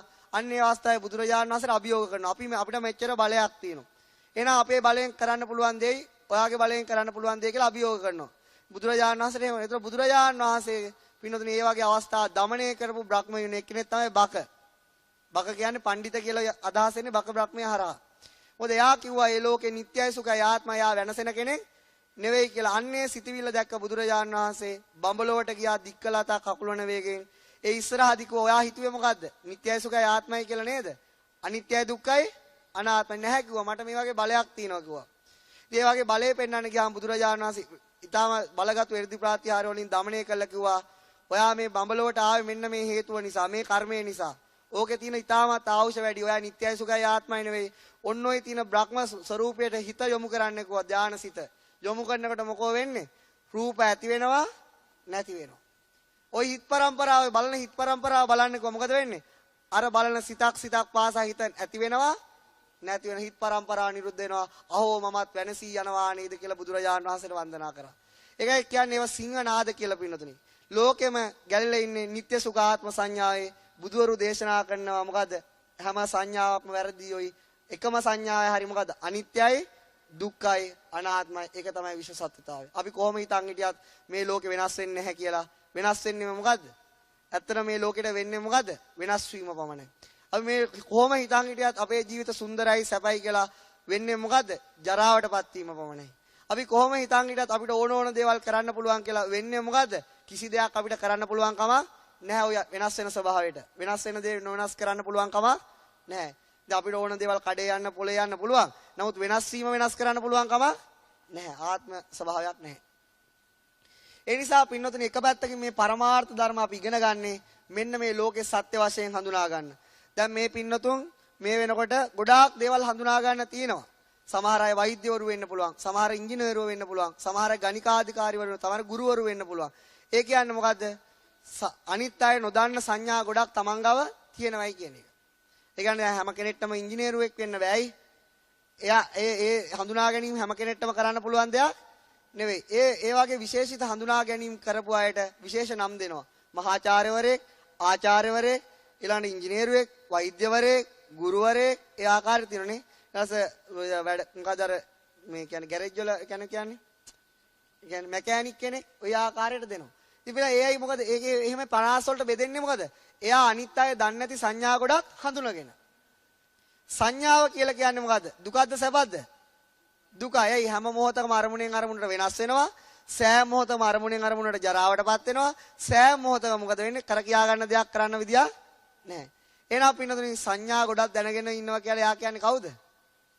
මොන ගොඩක්ද? දුක් ගොඩක්. එයි එයාගේ හඳුනා ගැනීම එයා අත්තරින්න කැමති නෑ. ඒකෙන් පින්නතුනි කියන්නේ ඉගෙන ගන්න එපා, හඳුනා ගන්න එපා කියලා නෙවෙයි. හඳුනා ගැනීම ගොඩක් දැනගත්ත කියලාත් මේකෙන් එතර වෙන්න බෑ. හඳුනා ගැනීම නොදැනගත්ත කියලා මේකෙන් එතර වෙන්නත් බෑ. Taman දැනගත්තොත් මේ හඳුනා ගන්න දේ මට ජීවත් වෙන්න විතරයි ඕන. මේක ඇත්ත දෙයක් නෙවෙයි. මේක ඇත්තම දේ මොකද්ද? හැම මොහොතක වෙනස් වීම කියලා. අන්න එයා දක්ෂයෙක්. හැබැයි කවුරු හරි යම් ගොඩාක් හඳුනාගෙන මේකමයි ඇත්ත. මීට එහා දෙයක් ඇත්ත නෑ. මම තමයි දන්නේ කියලා හිතාගෙන හිටියොත් එයා මොකද වෙන්නේ? ඒ හඳුනා ගැනීම එයා ගිනි වලකට ඇදලා දානවා. මොකද්ද? ඇත්තම දේ මොකද්ද? හඳුනාගත්ත සෑම දෙයක්ම හැම මොහොතකම වෙනස් වෙනවා. හඳුනාගත්ත සෑම දෙයක්ම සෑම මොහොතකම ජරාවටපත් වෙනවා. හඳුනාගත්ත සෑම දෙයක්ම වෙනස් වෙන එකෙන් ජරාවටපත් වෙන එකෙන් යාට මුදවන්න පුළුවන් කමක් නැහැ. ඇත්ත ඒකයි. ඒ නිසා පින්නොතනි අර වැරදි හඳුනා ගැනීම කරන මේ ලෝකයේ සෑම දෙයක්ම කෙනා මොකද වෙන්නේ? ගිනි ගොඩකට එකතු කර ගන්නවා තමන්ගේ ජීවිතේ. සත්‍ය හඳුනා ගන්න අයට මොකද වෙන්නේ? සත්‍ය හඳුනා ගන්න අයට මොකද වෙන්නේ? ඒ අය මේ ලෝකේ නිදහස් වීමේ මාර්ගය කරා වැටෙනවා. සත්‍ය හඳුනාගත්ත උත්තමයන්ට කියන්නේ රහතන් වහන්සේලා කියලා. සත්‍ය මුලින්ම හඳුනාගත්ත කෙනාට කියන්නේ කවුද? ලෞතුරා සම්මා සම්බුදුරජාණන් වහන්සේ නමක් කියලා. හැබැයි පින්නෝ දැන් මේ පින්නතුන් මෙහෙම ඇවිල්ලා මේ කියා දෙන දේව කාට හරි කියන්න යනකොට මෙහෙම කියයි. අගෝ ඔයගොල්ලන්ට පිස්සු දානේ. තාම මෙච්චර ලස්සන තරුණයිනේ. ඔයා යන්නේද? කොහෙද ඔය යන්නේ? පිස්සු ඇදිලාද? එහෙම අහයි අනිවාර්යෙන්. අහනවද නැද්ද? ඩෙෆිනේට්ලි අහනවා. අනිවාර්යෙන්ම අහනවා. ඒයි දැන් පිස්සෝ ඉන්නෝනේ පිස්සෝ. පිස්සෝ හිතන්නේ මොකක්ද? අනිත් අයට පිස්සු. පිස්සෝ හිතන්නේ කොහමද? දැන් බෙහෙත් දෙන්නේ ડોක්ටර්ගේ නලාව අරන් ડોක්ටර්ගෙම බලනවා. ડોක්ටර් ඔයාට පිස්සු නේද? ඇයි? ඒ වගේ තමයි මේ ලෝකේ. ඇයි එහෙම කියන්නේ? මේ ලෝකෙම ඉන්නේ මොකද්ද? නිට්ටයයි සුඛයි ආත්මයි සංඥාවේ. ඊළඟ මේ වෙනස් වීමක් ගැන කතා කරනකොට ජරාවටපත් වීමක් ගැන අනේ ඕගොල්ලන්ට සසර කලකිරිලා නේද? ඇත්තට මොකක් හරි මහත්ය හරි කාත් එක හරි සම්බන්ධයක් පටන් අරගෙනද? ඇයි? දැන් මේ හිතන්නේ මේ අනිත්‍යයි දුක්ඛයි සංඥාව හඳුනගන්නේ කවුද?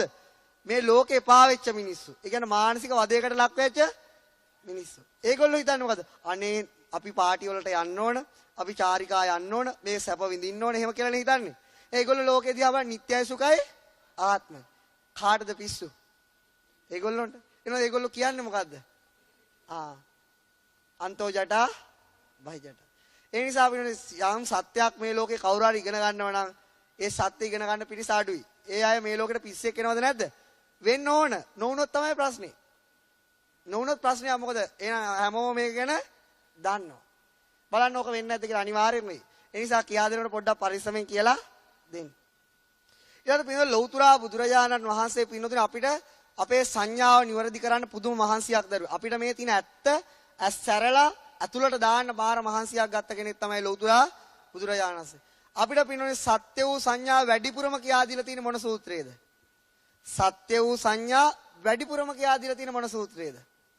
නෑ සත්‍ය වූ සංඥා ගොඩක් එකතු කරලා කෙටි කරලා දීපු තැන නෑ. හැම සූත්‍රයක්ම සත්‍ය සංඥා තමයි. ගිරිමානන්ද සූත්‍රේ මොන සූත්‍රයේද? ගිරිමානන්ද සූත්‍රේ. ගිරිමානන්ද සූත්‍රයේ මොකද්ද කියන්නේ?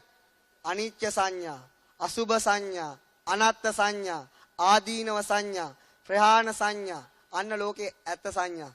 මොකද්ද? රූපං අනිච්චා. රූපේ වෙනස් වෙන දෙයක් කියලා හිතන්න කියනවා. ඇත්තද බොරුද? අපි හිතන්නේ මොකද්ද? රූපේ වෙනස් නොවන දෙයක්. මේ කොණ්ඩේ සුදු වෙනවා, මේ බ්ලැක් කෙනා ගන්නවා. අනේ මම ලස්සනයි කියනකොට ආසයි. ඒ කියන්නේ මගේ රූපේ වෙනස් වෙලා ඇත්ත වහනවා. ඇත්ත මොකද්ද? රූපං අනිච්චා. රූපේ වෙනස් වෙන දෙයක්. ඒකෙන් කියන්නේ බ්ලැක් කෙනා ගන්න එපා කියලා නෙමෙයි, ගන්න. හැබැයි තේරුම් ගන්න මොකද්ද? රූපේ වෙනස් වෙන දෙයක්.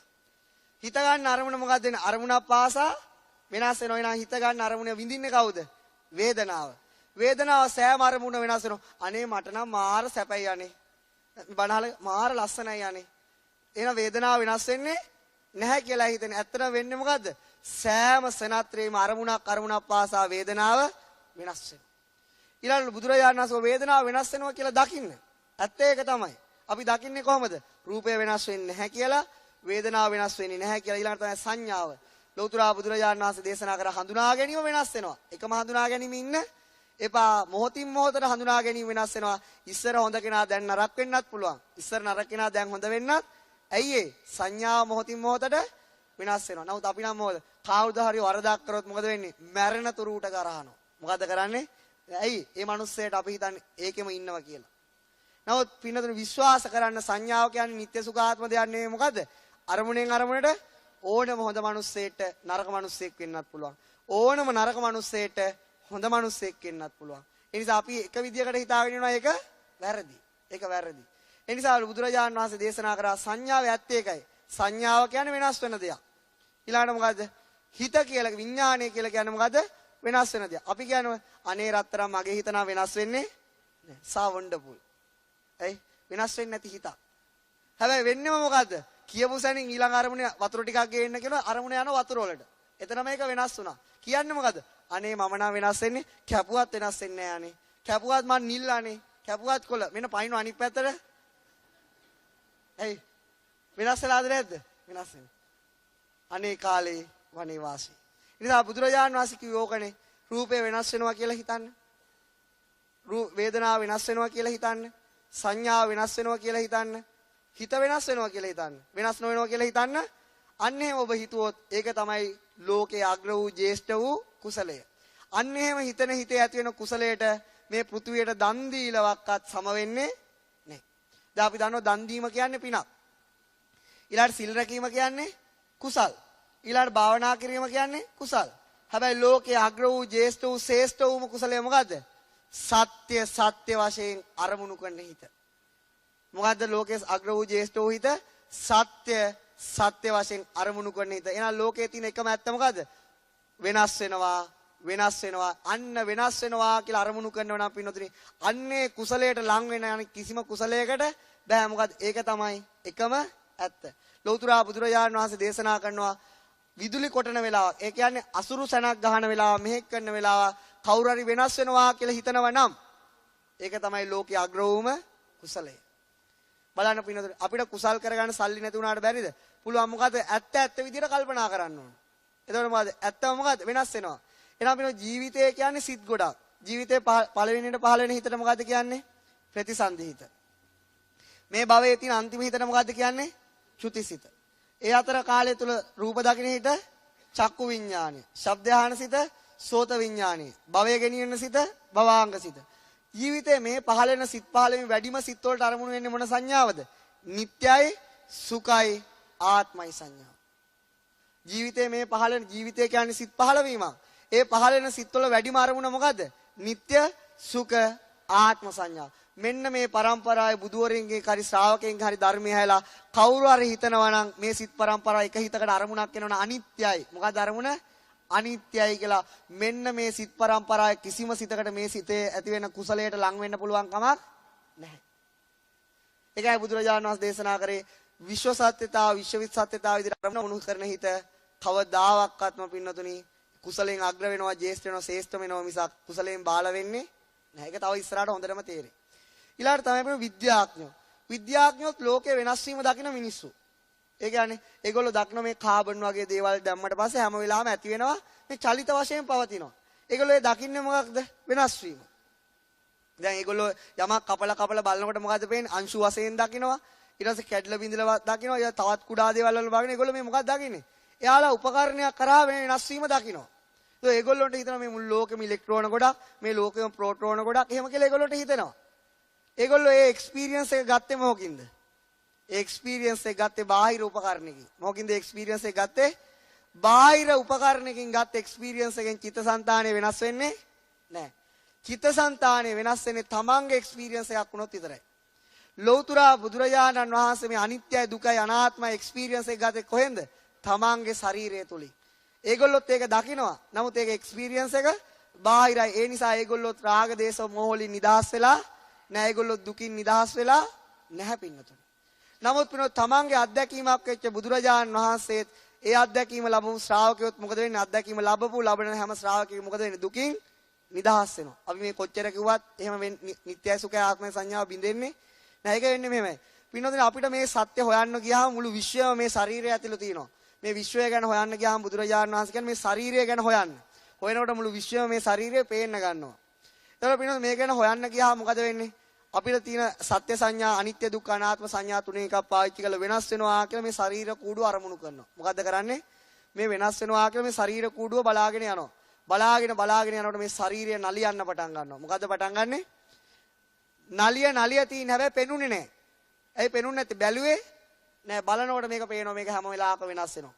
තව දුරටත් පින්නොතිනි බලනකොට මේ වෙනස් වීම මොකද්ද වෙන්නේ? මේක නිකන් දිය වෙලා යනවා වගේ පේනවා. මොකක් වෙලා යනවද? දිය වෙලා වගේ. අන්න මොකද වෙනස් වෙනවා. මේ රූප කොට වෙනස් වෙනවා පේනවා. තව දුරටත් මේ දිහා බලනකොට මොකද විදුලියක් කොටනවා වගේ මේක රූප කොට වැඩ කරනවා. මොකක් වගේද? රූප කොට. එලා දැන් මෙයාට පින හිතා ගන්න බෑ. එයා හිතුව එකම රූපයක්. එයා හිතුව වෙනස් වෙන්නේ නැති රූපයක්.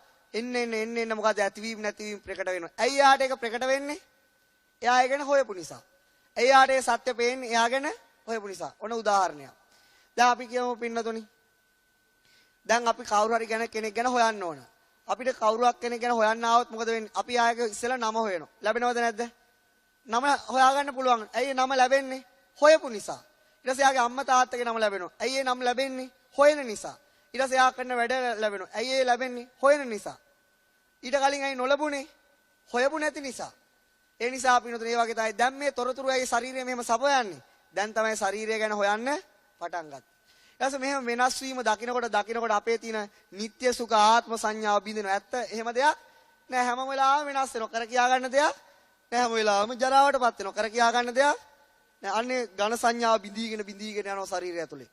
ඊට පස්සේ මොකද වෙන්නේ? යා බලන මේ බාහිර රූප දිහා බලනකොට බාහිර රූපත් වෙනස් වෙනවා. ඒ දකින්න හිතත් වෙනස් වෙනවා. පිළිවෙතින් මෙන්න මෙහෙම වෙනස් වීම දැක්කම අත් හරිනවද අත්හැරෙනවද? අත් හරියයිද අත්හැරෙනවද? ඒක මෙහෙමයි තේරුම් ගන්න. ඔය ඕන බලන්න කවුරු හරි ගෑල් ළමයෙක් පිරිමි ළමයෙක් එක්ක යාළු වෙනවා. ඉතින් මේ ගෑල් ළමයා ටික සෙල්ලක් කරා. ඉතින් යාළුවා ඇවිල්ලා කියනවා අපේ දිහාත් බලනවා පොඩ්ඩක් බලාගෙන. නෑ මට කියලා තියෙන්නේ බලනවා කියලා. එතකොට මොකද වෙන්නේ? දැන් මෙයා විශ්වාස කරන්නේ නැහැ වෙනස් වෙයි කියලා. හැබැයි යාට දවසකාරි දකින්න ලැබෙන අතේ එල්ලිලා යනවා. දැන් අත් හරිනවද අත්හැරෙනවද? අත්හැරෙනවද? අත්හැරෙනයි මොකද අත්හැරියේ? සත්‍ය දැක්කා. ඒ වගේ තමයි පින්නතුනි මේ ශරීරය ඇත්ත දැක්කම අත්හරිනව නෙවෙයි මොකද වෙන්නේ? අත්හැරෙනවා. අපි කොච්චර කිව්වත් එතකන් ඒක අත්හරින්නේ සත්‍ය දකින්න තුරු අත්හරින්නේ නැහැ. ඒක නිබ්බිදා විරජ්‍යති. බුදුරජාණන් වහන්සේ කියන්නේ මොකද්ද? නිබ්බිදා අවබෝධය නිසා කලකිරෙනවා. කලකිරෙනවා කියන්නේ එපා වෙනවා, තරහ යනවා, නාන්න නැතුව ඉන්නව නෙවෙයි මොකද්ද? අවබෝධය නිසා කලකිරෙනවා. කලකිරෙනවා මොකද වෙන්නේ? විරාගගති. ඒ කියන්නේ මොකද්ද? විරාගයටපත් නොඑලී යනවා. මොකද වෙන්නේ? කලකිරුණම නොඑලී යනවා. නොඑලී ගියාම මොකද වෙන්නේ? නිදහස් වෙනවා. මොකකින්ද නිදහස් වෙන්නේ? අනෝබෝධයෙන් නිදහස් වෙනවා. නිට්ටයයි සුඛයි ආත්මයි කියන සංඥාවෙන් නිදහස් වුණා කියලා දැනගන්න. අන්න ඕකයි වෙන්නේ. ඕක තමයි ඇත්තම කතාව. නමුත් ඒ පරිවර්තනය වෙන්නේ මානසිකව මිසක් රූපේ නෙවෙයි. කොහෙද ඒ පරිවර්තනය වෙන්නේ? මානසික පරිවර්තනය. සත්‍ය දැක්කේ මානසිකව. ඊළාට පින්නතුනි මෙන්න මේ ආකාරයට මේ සත්‍ය කියා මේ විදියට අපේ මේ S2 වහලා තියෙන්නේ මොකකින්ද? අඳුරු වලාපටලයකින්. මේ S2 නෙමෙයි මොකද්ද? අපේ හිත නැමැති වහලා තියෙන අඳුරු වලාපටලෙන්. ඒ වලාපටලේ තමයි සංඥාව. හැම සංඥාවකින් පෙන්වන්නේ නිට්ටයයි සුඛයි ආත්මයි ස්වභාවය. අපිට පෙන්වනවා බුලත් කොලේ. මොකද්ද පෙන්වුවේ? බුලත් කොලේ ගහන්නකෝ කතිරේ. ඔන්න ගැහුවා. අතන මෙතන බුලත් කොලයක් තියෙනවද? තියෙන්නේ මොකද්ද? පඨවි ආපෝ තේජෝ වායෝ. නමුත් අපි හඳුනගන්නේ මොකද්ද? බුලත් කොළය. සත්‍යද? අසත්‍යද? එතකොට අපිට පේනවා ගයක්. ඇත්තටම ගයක් තියෙනවද? තියෙන පඨවි ආපෝ තේජෝ වායෝ තියෙනවා. අපි නමුත් හඳුනගන්නේ. එහෙනම් මොකද්ද වරද? පුංචි කාලේ කරපු සලකුණෙන් තමයි ජීවිතේ හඳුනගන්නේ. හැබැයි ඒ සලකුණ ඇත්ත සලකුණක් නෙවෙයි. එහෙනම් පිනතුනේ මේ ලෝකේ හඳුනගන්න නම් මොකද්ද වෙන්නේ? සලකුණ අයින් කරන්න ඕන. මොකද්ද දකින්න ඕනේ? සත්‍ය සත්‍ය විදියට දකින්න ඕන. දැන් මේ මල් මොන මල්ද? රෝස මල්. මේ මල් මොන මල්ද? කපුරු මල්. මේ ප්ලාස්ටික් මල්. මේ මල් මොනවද? කපුරු මල්. ඊට පස්සේ මෙතන තියෙන කපුරු මල්ද වර්ණ රූපය සුදුයි. එතනින් ගියාම වර්ණ රූපය කහයි. වර්ණ රූපය කොළයි. පඨවි ආපෝ තේජෝ වායෝ වලින් හැදී ඇත. ඇත්ත ඒකයි. නමුත් අඳුරගන්නේ මොකද්ද? මේ කියනවා මේ අඳුර ගන්නවා. අනේ කාලේ වනේ වාසී. මේ දැන් මේ කියනවා අසත්‍යයි කියලා. මේ දැන් අඳුරගන්නේ ඕක තමයි ඇත්ත. මේ දැන් කියනවා යනකොට උතර අතරම් බඩු ටිකක් තියෙනවා. අනේ ශා ලස්සනයි අනේ. නිකන් දෙන්නේ අරයි යන්නකො. පොරකයි. මොකද වෙන්නේ? පොරකන. මේ කිව්ව වෙනස් වෙනවා. මේ කිව්ව ජරාවටපත් වෙනවා. ඒත් ඒක වහනවා කවුද වහන්නේ? සලකුණ වහන්නේ පුංචි කාලේ ගත්ත සලකුණ. ඇත්තටම පිනතුනේ මේ ලෝකේ සත්‍ය අපිට වහලා තියෙන්නේ මොකද්ද? අපේ මේ සංඥාවෙන්. now ලෞතුරා බුදුරජාණන් වහන්සේ මේ අමා ධර්මයේ දේශනා කරේ මොකද්ද? මෙන්න මේ සත්වයාට අත්හරින්න බැරි සංඥාව අත්හැරවන්න. ඒ සංඥා අත්හරිනතුරු මේ සත්‍යය විඳින දුකින් කවදාවත් නිදහස් වෙන්නේ කොච්චර කෑවත් කොච්චර බිව්වත් තමන් වයසට යන එකෙන් කාටවත් ගලවන්න බෑ. තමන් ලෙඩ වෙන එකෙන් කාටවත් ගලවන්න බෑ. තමන් මරණයටපත් වෙන එකෙන් කාටවත් ගලවන්න නැවත උපදින එකෙන් කාටවත් ගලවන්න බෑ. අන්න ඒක නැවත ඉපදුනොත් නැවත මොකද? නැවත ලෙඩ වෙනවා. නැවත ජරාවටපත් වෙනවා. නැවත ගින්නට පිච්චෙනවා. නැවත දුක් විඳින එකෙන් කාටවත් ගලවන්න පුළුවන් කම. ඇයි එහෙම පැටලි මේක යන්නේ? නිට්ටයයි සුඛයි ආත්මයි කියන සලකුණු වලින් මේ ලෝකය බලන නිසා. තා බුදුරජාණන් වහන්සේට ඕනුනේ අපිව මේකෙන් ගලවන්න. ඒ නිසා බුදුරජාණන් වහන්සේ දුන්න සංඥා මොකද්ද? සත්‍ය සංඥා, අනිත්‍යයි දුක්ඛයි. පුංචි කාලේ ඉඳලා ඉගෙනගත්ත සංඥා පින්නතුනි අයින් වෙලා මේ දිහා බැලුව ඇත්ත ඕක තමයි. ඉතින් ඇත්ත අහන්න ලැබීමත් වාසනාවක්ද නැද්ද? වාසනාවක්. ඇත්තේ මේ අහන්න ලැබීමත්. නමුත් පින්නතුනි අපි අපේ මුළු ජීවිත කාලෙම කැප කරන්නේ මොන සංඥා අඳුර ගන්නද? නිට්ටය සුඛ ආත්ම කියන බොරු සංඥා අඳුර ගන්න. දැන් අපි උදාහරණයක් වශයෙන් මේ පන්තියට එනවා මේ පින්නතුන්. නමුත් මේ ලෝකේ හැමෝම මේ පන්තියට එන්නේ නැහැ. ඇයි එන්නේ නැත්තේ? මේ වෙලාවේ නිට්ටයයි සුඛයි ආත්මයි සංඥාව අඳුර ගන්න ඒගොල්ලන්ට ඕන. හැබැයි ඇත්ත ඒක නෙවෙයි. දැන් මේ අපි අපේ ජීවිත පින්නතුන් ඉගෙන ගන්න ඒවට මේවට එක එක රාජකාරී වලට එක එක යම් දේවල් පුහුණු වෙන අවුරුදු 5ක් කැප කරනවා. සමහර ඒවාට අවුරුදු 10ක් කැප කරනවා. සමහර ඒවාට මුළු ජීවිත කාලෙම කැප කරනවා. නමුත් කිසිම එකකින් අපිට සත්‍ය සංඥාවක් පෙන්වන්නේ නැහැ. නමුත් සත්‍ය සංඥාවක් ඉගෙන ගන්න වුණොත් මොකද කරන්නේ? අනේ හාමුදුරනේ අපේ දුව බන්දන්න ඕනේ ඊට පස්සේ මම ඔක ඉගෙන ගන්නම්. දැන් මේ මොකද්ද මේවට අපිට කියන්නේ? එතෙක් කල් හාමුදුරනේ මට නිට්ටයයි සුඛයි ආත්මයි සංඥාවෙන් ජීවත් වෙන්න දෙන්නකෝ. මම දාහනේ දෙන්න. මොනවටද? මට නිට්ටයයි සුඛයි ආත්මයි සංඥාවෙන් ඉන්න දුන්නෝ. දැන් අනේ අපේ හාමුදුරනේ මට වැඩ වැඩි මම මේ ටික ඉවර වෙලා එන්නම් පන්තියට. අනේ හොඳයි. එතෙක් කල් මට මොකද්ද කරන්න ඕන? නිට්ටයයි සුඛයි ආත්මයි කියන බොරුවේ ජීවත් වෙන්න දෙන්නකෝ. ඉතින් ජීවත් වෙන්න. ප්‍රශ්නයක් නැහැ. දැන් සමහර අය කියනවා මම රට යනවා. අනේ හාමුදුර රට ගියාට පස්සේ මං ආයිත් එන්න. හාමුදුර මම රට යනතුරු මට නිට්ටයයි සුඛයි ආත්මයි සංඥාවෙන් ජීවත් වෙන්න. හාමුදුරනේ කෝල් එකක් දීලා අපේ මුණුපුරා අවිල්ලා මේ ඕස්ට්‍රේලියාවේ ඉඳලා. අනේ අද නම් මට ඉන්න බෑ හොඳේ. ඒ මොකද්ද කියන්නේ? අනේ හාමුදුරනේ මට මුණුපුරාත් එක්ක නිට්ටයයි සුඛයි ආත්මයි සංඥාවෙන් ඉන්න දෙන්නකෝ. ඉතින් ඉඳපල්ලා. වෙන මොනෝ කියන්නේ? එතෙක් කල් කියන්නේ මොකද්ද? අපි තාම මේ ලෝකේ ඇත්ත විදිහට බලන්න කැමති. නෑනේ මේ හාමුදුරනේ බොරුවේ රැවටිලා මට ඉන්න දෙන්නකෝ. ඉතින් රැවටිලා ඉන්න. ප්‍රශ්නයක් නෑ. මොනවා කරන්නද? අනේ කාලේ වනිවාසී. හාමුදුරුවන්ගෙනුත් අවසර ඉල්ලනවා. දාහනේ දීලම ඉල්ලනවා. ඒකයි ලස්සනමද? ඊළාට මේ පින්නතුන්ට දැන් මේ ඉගෙන ගත්ත දේ පින්නතුනේ කොච්චර කරත් මෙතනින් යනකොට ඉවරයි. ඒක තමයි ඇත්ත. මට වුණත් මං අනිත් ලෝකෙට වැටෙනවා. ඒකට කරන්න තියෙන බෙහෙත තමයි පින්නතුනේ. දැන් මේ පින්නතුන් වැඩ රාජකාරී බහුල ඇති. යුතුයකම් ඉෂ්ට කරන්න තියෙනවා. එතකොට පින්නතුනේ මොකද්ද කරන්න තියෙන්නේ? ජීවිතේ මේ පින්නතුනේ වාහනේ යන කාල තියෙනවා. මොන කාලද? වාහනේ එහාට මෙහාට යන කාල. එතනින් පයින් යන කාල. ඉතින් මේ මෙතන ඉඳලා පල්ලෙහාට බයි. අන්න ඒ වෙලාවේ මේ පින්නතුන් තෝරගන්න මොකද්ද? වෙනස් වීම අරමුණු කරන්න. මොකක් අරමුණු කරන්නද? සත්‍ය අරමුණු කරන්න. ඊට පස්සේ තමන් කරන වැඩ ඕන විදියට කළා නැවත පොළට යන වෙලාවල් තියෙනවා. එතකොට කල්පනා කරා මම මේ කාලය තුල වෙනස් වෙනවා කියලා හිත යනවා. ඒක බාහිරට පේන්න ඕන නැහැ. අනේ පිටේ ගහගෙන යන්නේ බානේ මම වෙනස් වීම හිතනවා කියලා. බාහිරට පේන්න කරාට වැඩක් නෑ තමයි අභ්‍යන්තරය වෙනස් කරගන්න ඕන. ඒ නිසා මොකද වෙන්නේ? අන්න ඒ වගේ චුට්ටි චුට්ටි කාලවල අපිට මේක අත්දැක බලන්න පුළුවන්. මම මේක සරල උදාහරණයක් කියන්නම්. මේ සත්‍ය හඳුන. මම දැන් පැවිදි වෙන්න ගියාලුත් අපිට මෙහෙම මේ වගේ කියා දුන්නේ නැහැ.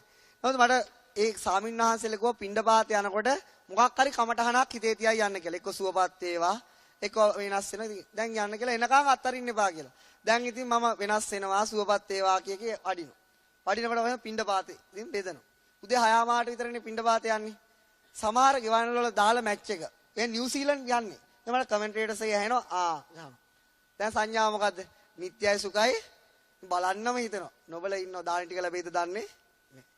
දැන් මම මේ විදිහට කල්පනා කරා කවදාවත් මට ඕක කරගන්න පුළුවන් කමක් උනේ නැහැ. හැමතිස්සෙම හිත කොහෙට හරි යනවා. එහෙම තමයි ඇත්ත. ඊට පස්සේ මම මේක කල්පනා කර හරියන්නේ නැහැ. කිසිම දිනක මේක කරන්න පුළුවන් දෙයක් නෙවෙයි. මොකක් හරි දැක්කොත් ඒක යනවා. ඊට පස්සේ මේක කවලා යනකොට මේක හිතලා නැහැ. ඊට පස්සේ මම ඊට පස්සේ හිතුවා මේ ලයිට් කණු දෙකක් අතර මෙහෙම හිතන යනවා. මොන දෙකක් අතරද? ලයිට් කණු දෙකක්. වැඩි දුරක් නැහැනේ. ඊට පස්සේ අනිත් එකක් හිතනවා. එතකම් මොකද්ද වෙන්නේ? සුවපත් වේවා කියලා හිතා. දැන් පොඩි දුරයිනේ. දැන් ලයිට් කණුව පහුවෙලා. ඊට පස්සේ ඊළඟ ලයිට් කණු දෙක අතර. අපේ මේ හිතට පින්නතුණු විශාල කාලපරාස පුරුදු කරන්න දුන්නට ඒක හිත ඒකට කම්මැලි. මොකද සත්‍ය හඳුනා ගන්න අසත්‍ය හඳුනාගෙන සත්‍ය හඳුනා ගන්න හිත කැමති නැහැ. ඒ නිසා මේ හිතට පින්නතුණු මේක පුරුදු කරන්න ඕන ටිකෙන් ටික. කොහොමද පුරුදු කරන්න ඕන? ඒතකොට පින්නතුණු ඒකට අපි භාවනා මධ්‍යස්ථානයකට යන එක, සිල් ගන්න එක හොඳයි. ඒක කරන්න ඕන. නමුත් අපේ තියෙන ජීවිතේ වැඩවලු ඒක කරන්න පුළුවන් දෙයක්වත් එහෙනම් අපිට පුළුවන් පුංචි කාලපරාස මේකට ගන්න. මෙතනින්ලා පඩිය අතන බහලා අවසන් වෙනතුරු මම සත්‍ය මත හිත පිහිටනවා. වෙනස් වෙනවා කියලා හිතනවා. ඊට පස්සේ මම මෙතනින්ලා මේ පාරේ ඉරි ටික අයින් වෙනකම් මොකද වෙන්නේ? වෙනස් වෙනවා කියලා හිතනවා. ඒක තමන්ටත් නොදෙනී තමන් මොකක් මතද තමන්ගේ හිත පිහිටලා තියෙන්නේ? සත්‍ය මත. ඒ වගේ පිනොත් දවසට විනාඩි 5ක් 6ක් එකතු කර ගන්න පුළුවන් නම් ඒ විනාඩි 5 6 තමන් මොකද වෙලා තියෙන්නේ? අසත්‍ය මත ජීවත් වෙලා එහෙම හිතන්නේ නැති එක සිතක් හරි දවසක තියෙනවා කියන්නේ ඒ සිත් පරම්පරාව ඒ දවසේ ජීවත් වෙන කුමක් මත විතරද? අසත්‍ය මත විතරයි. බොරුව මත විතරයි. රැවටෙනව විතරයි. වංචාවටපත් වෙනව විතරයි. මුලා වෙනවටපත් වෙනව විතරයි. ඒකෙන් කාටවත් මේ පාඩුව කාටද? Taman අපි කාමත් කැමති නැහැනේ සාමාන්‍ය ජීවිතේවත් කාටවත් රැවටෙන්න. ඉතින් අපි පුදුම රැවටිල්ලකනේ දෛනිකව ලක් වෙන්නේ. අනිත්‍ය දේ නිට්ටයයි කියලා පේනවා. දුක් දේ සැපයි කියලා පේනවා. වෙනස් කරන්න බැරි දේ වෙනස් කරන්න පුළුවන් කියලා යන්නේ කියන සත්‍ය මත හඳුනා ගන්න ඒ වගේ දේවලුත් භාවිතා කරන්න පුළුවන්. ඊළඟ දේ තමයි මෙතන පළවෙනි දවසේ මේ ධර්ම දේශනාව ඉතිහාසය කියනකොට ටිකක් අත්හැරලා තමයි මම කිව්වේ. මොකද ඒකම ගුවන් දවසේ පඨවි ආපෝ තේජෝ වායු කියා දෙන්න වෙන්නේ. ඊළඟ බුදුරජාණන් වහන්සේ ජීවමාන කාලේ ලස්සන සිදුවීමක් වුණා. ඒතර පින්නතුනේ මේ ධර්මයේ කියන්න කිව්වේ කොහෙද? දිව්‍ය ලෝකෙදී. මොන දිව්‍ය ලෝකේ? තව්තිසා දිව්‍ය ලෝකෙදී. ඒ දිව්‍ය ලෝකේ 3 මාසයක් ගියානේ මේ ධර්මයේ දේශනා කරන්න. ඊට පින්නතුනේ මේ ධර්මයේ දේශනා කරන්න මාස 4කට කලින් වස් පටන් ගන්නේ මොන මාසෙද? වස් කාලය පටන් ගන්නේ අගෝස්තු. අගෝස්තු මාසෙට මාස 4කට කලින් මොන මාසෙ දෙන්නේ? අගෝස්තුවට කලින් මාසෙ මොකද්ද? මොන මාසෙද? ජූන්. ඊට පස්සේ කලින් මාසෙ මොකද්ද? ඊට පස්සේ කලින් මාසෙ මොකද්ද? මයි. ඊට පස්සේ කලින් මාසෙ මොකද්ද? අප්‍රේල්. ආන්න අප්‍රේල් වල වෙච්ච සිදුවීම. මොන ඒ කාලෙද? අප්‍රේල්. අප්‍රේල් කාලේ පින්නතුනේ එක්තරා ඉන්දියාවේ හිටිය ධනවත් බ්‍රාහ්මණයෙක් එයාට හඳුන් වගාවල් තියෙනවා. හඳුන් කියලා දන්නවනේ? සුදු හඳුන්, රතු හඳුන්.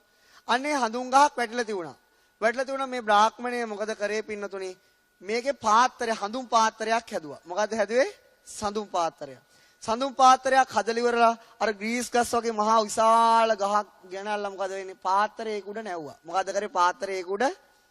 ඉතින් මේ බ්‍රාහ්මණයට මොකද ඕන? රහතන් වහන්සේලා ඉන්නවද නැද්ද කියලා බලාගන්න. එයා කිසිම ආගමකට බැඳිච්ච කෙනෙක් නෙවෙයි.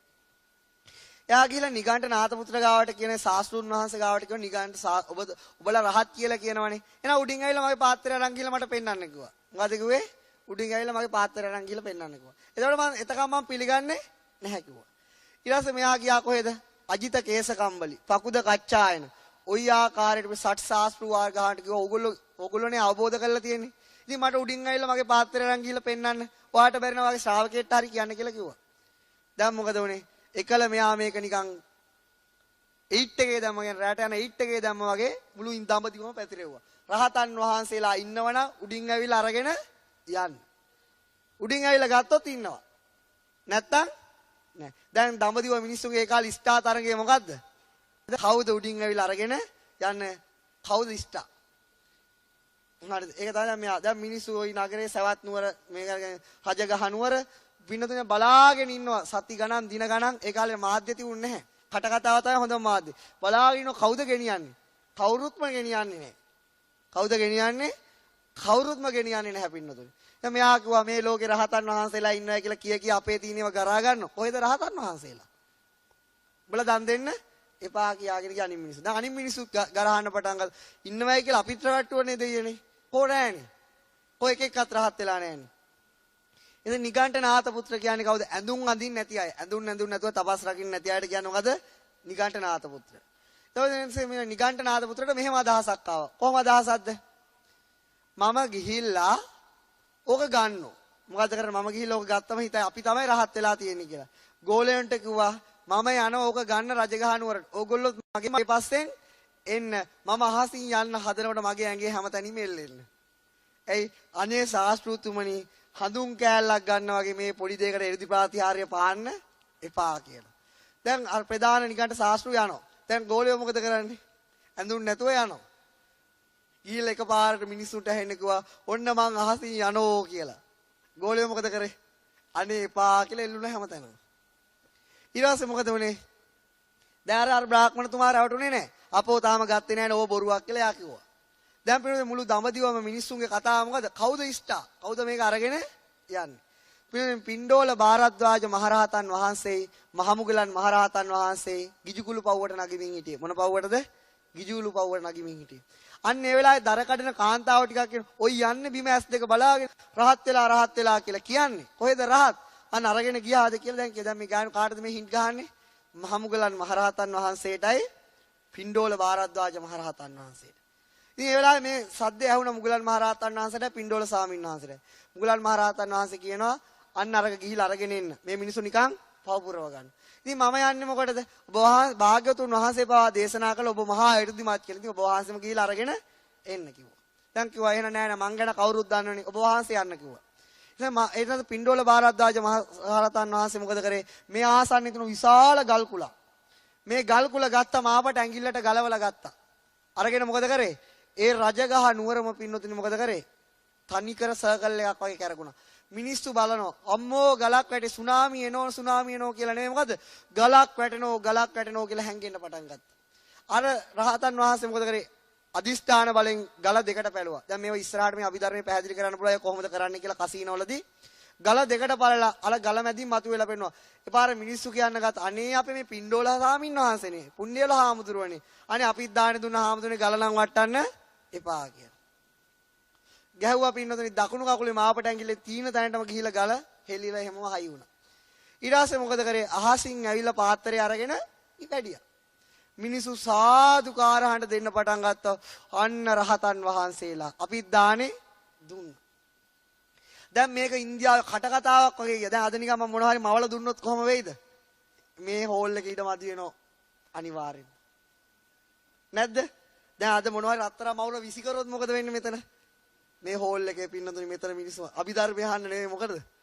ප්‍රාතිහාර්ය බලන්න. එක අදත් එහෙමයි, එකලත් එහෙම තමයි. එකල එහෙමනම් අද වෙන කවර කතාවද? ගහක මූණක් මතු වෙලා තියුණොත් මොකද වෙන්නේ? යන්නේ නැද්ද? යනවාමයි. ඉතින් ඒ වගේ තමයි මේ වගේ දෙයක් කර මොනව වෙයිද? ඊට පස්සේ මිනිහ අර මිනිස්සු කියාගෙන ගියා මෙන්න මෙහෙම කරා මෙහෙම අහසින් ආව ගලක් ගෙනාවා විසි කරා. ඊට පස්සේ අර මිනිස්සු දැක්ක නැති මිනිස්සු හිටියනේ මේ සිද්ධිය. ඒ මිනිස්සු ගියා කොහෙටද? පින්ඩෝල ස්වාමීන් වහන්සේ ඉන්න තැන. අනේ ස්වාමීන් වහන්සේ අපිත් දාන දුන්න අපිටත් පෙන්වන්නකො මොකද්ද? ප්‍රාතිහාර්ය. මොකද්ද පෙන්වන්නේ කියන්නේ? දැන් පිනුදි වැල නොකිඩි මිනිස්සු එනවා. මේ ස්වාමීන් වහන්සේ අහසට යනවා පළඟක් බැඳ ගන්නවා මල් විසි කරනවා පුදුමාකාර ප්‍රාතිහාර්ය පෑම. මිනිස්සු සාදු කාරහඬ දෙනවා. ධර්මයට පැහැදිලාද? නෑ ප්‍රාතිහාර්යයට පැහැදිලා. දැන් මේ ගෝසාව ඇහුණ මිනිස්සුගේ ගෝසාව කාටද? බුදුරජාණන් වහන්සේ. ආනන්ද මොකද ගෝසාව? ස්වාමීනි පින්ඩෝල ස්වාමීන් වහන්සේ 이르දි ප්‍රාතිහාර්ය පානවා. එන්න කියන්නකෝ මෙහාට. මොකද කිව්වේ? එන්න කියන්නකෝ. දැන් ආවා. දැන් බුදුරජාණන් වහන්සේ මොකද්ද කරේ කියලා ඇහුවා. ස්වාමීන් වහන්සේ 이르දි ප්‍රාතිහාර්ය පෑවා කියලා ඇහුවා. මොකද ගණිකාවක ඇඳුම් ටික ගලවලා පෙන්නුවද තමන්ගේ තියෙන හැකියාව? ස්වාමීනි මෙහෙමනේ. එහෙම නෙවෙයි බුදුරජාණන් වහන්සේ කිව්වා එහෙම කරන්න එපා. මොකද කිව්වේ? ඔයි හඳුන් පාත්‍රේ කතාව ඕක 4-8ට පළලි ඉවරලා කම්බුල් ගාය හැදිච්ච අයට ගාන තියන්න කිව්වා. මොකද කර මේ වගේ සුළු දෙයකට මේ වගේ දේවල් කරන්න එපා කියලා පින්නොතනි සම්මුති වශයෙන් ශික්ෂාපදයක් පැනෙව මොකද? නැවත කිසිම කෙනෙකුට 이르දි ප්‍රාතිහාර්ය පාන්න බෑ. ඇයි එදා බුදුරජාණන් වහන්සේ එහෙම නොකරා නම් අද මින්නතුන් එන්නේ ධර්මය අහන්නේ මොකක් බලන්නද? මැජික් බලන්න. ඇයි ඒ වගේවට ආසයි මිනිස්සු. නමුත් බුදුරජාණන් වහන්සේට ඕනේ මේ මිනිස්සු රවට්ටලා වසඟ කරන්න නෙමෙයි මොකක්ද ඕනේ? මේ නිත්‍ය සුඛ ආත්ම සංඥාවලින් ගලවලා සත්‍ය පෙන්වන්න. ඉතින් පින්නතුනේ මොකද්ද උනේ? ඉතින් ඒ ස්වාමීන් වහන්සේ බුදුරජාණන් සමාවෙන් අරගෙන ඒකට කැමති වුණා. ඉතින් ආපස්සේ වෙද්දි ප්‍රාතිහාර්ය පෑවේ. දැන් පින්නතුනේ අන්‍යාගමිකයින්ට ওই කතාව ආරංචි වුණා. මොකද්ද? බුදුරජාණන් වහන්සේ එර්ධි ප්‍රාතිහාර්ය පාන්න එපා කියලා ශික්ෂාපද පනවලා. බුදුරජාණන් වහන්සේගේ ශ්‍රාවකයෝ ජීවිතේ ගියා සිල්පද කඩන අය නෙවෙයි කියලා. දැන් ඊට පස්සේ උන්දලා කිව්වා මොකද්ද? ඔන්න ඕකනේ අපි අපේ එර්ධි පෙන්නුවේ නැත්තේ. අපි ලාභ සත්කාර වලට කැමති අය නෙවෙයි. අපිටත් තියුණා. අපි පෙන්නුවේ නැහැ. ඊට පස්සේ පින්නතුනි මොකද වෙන්නේ?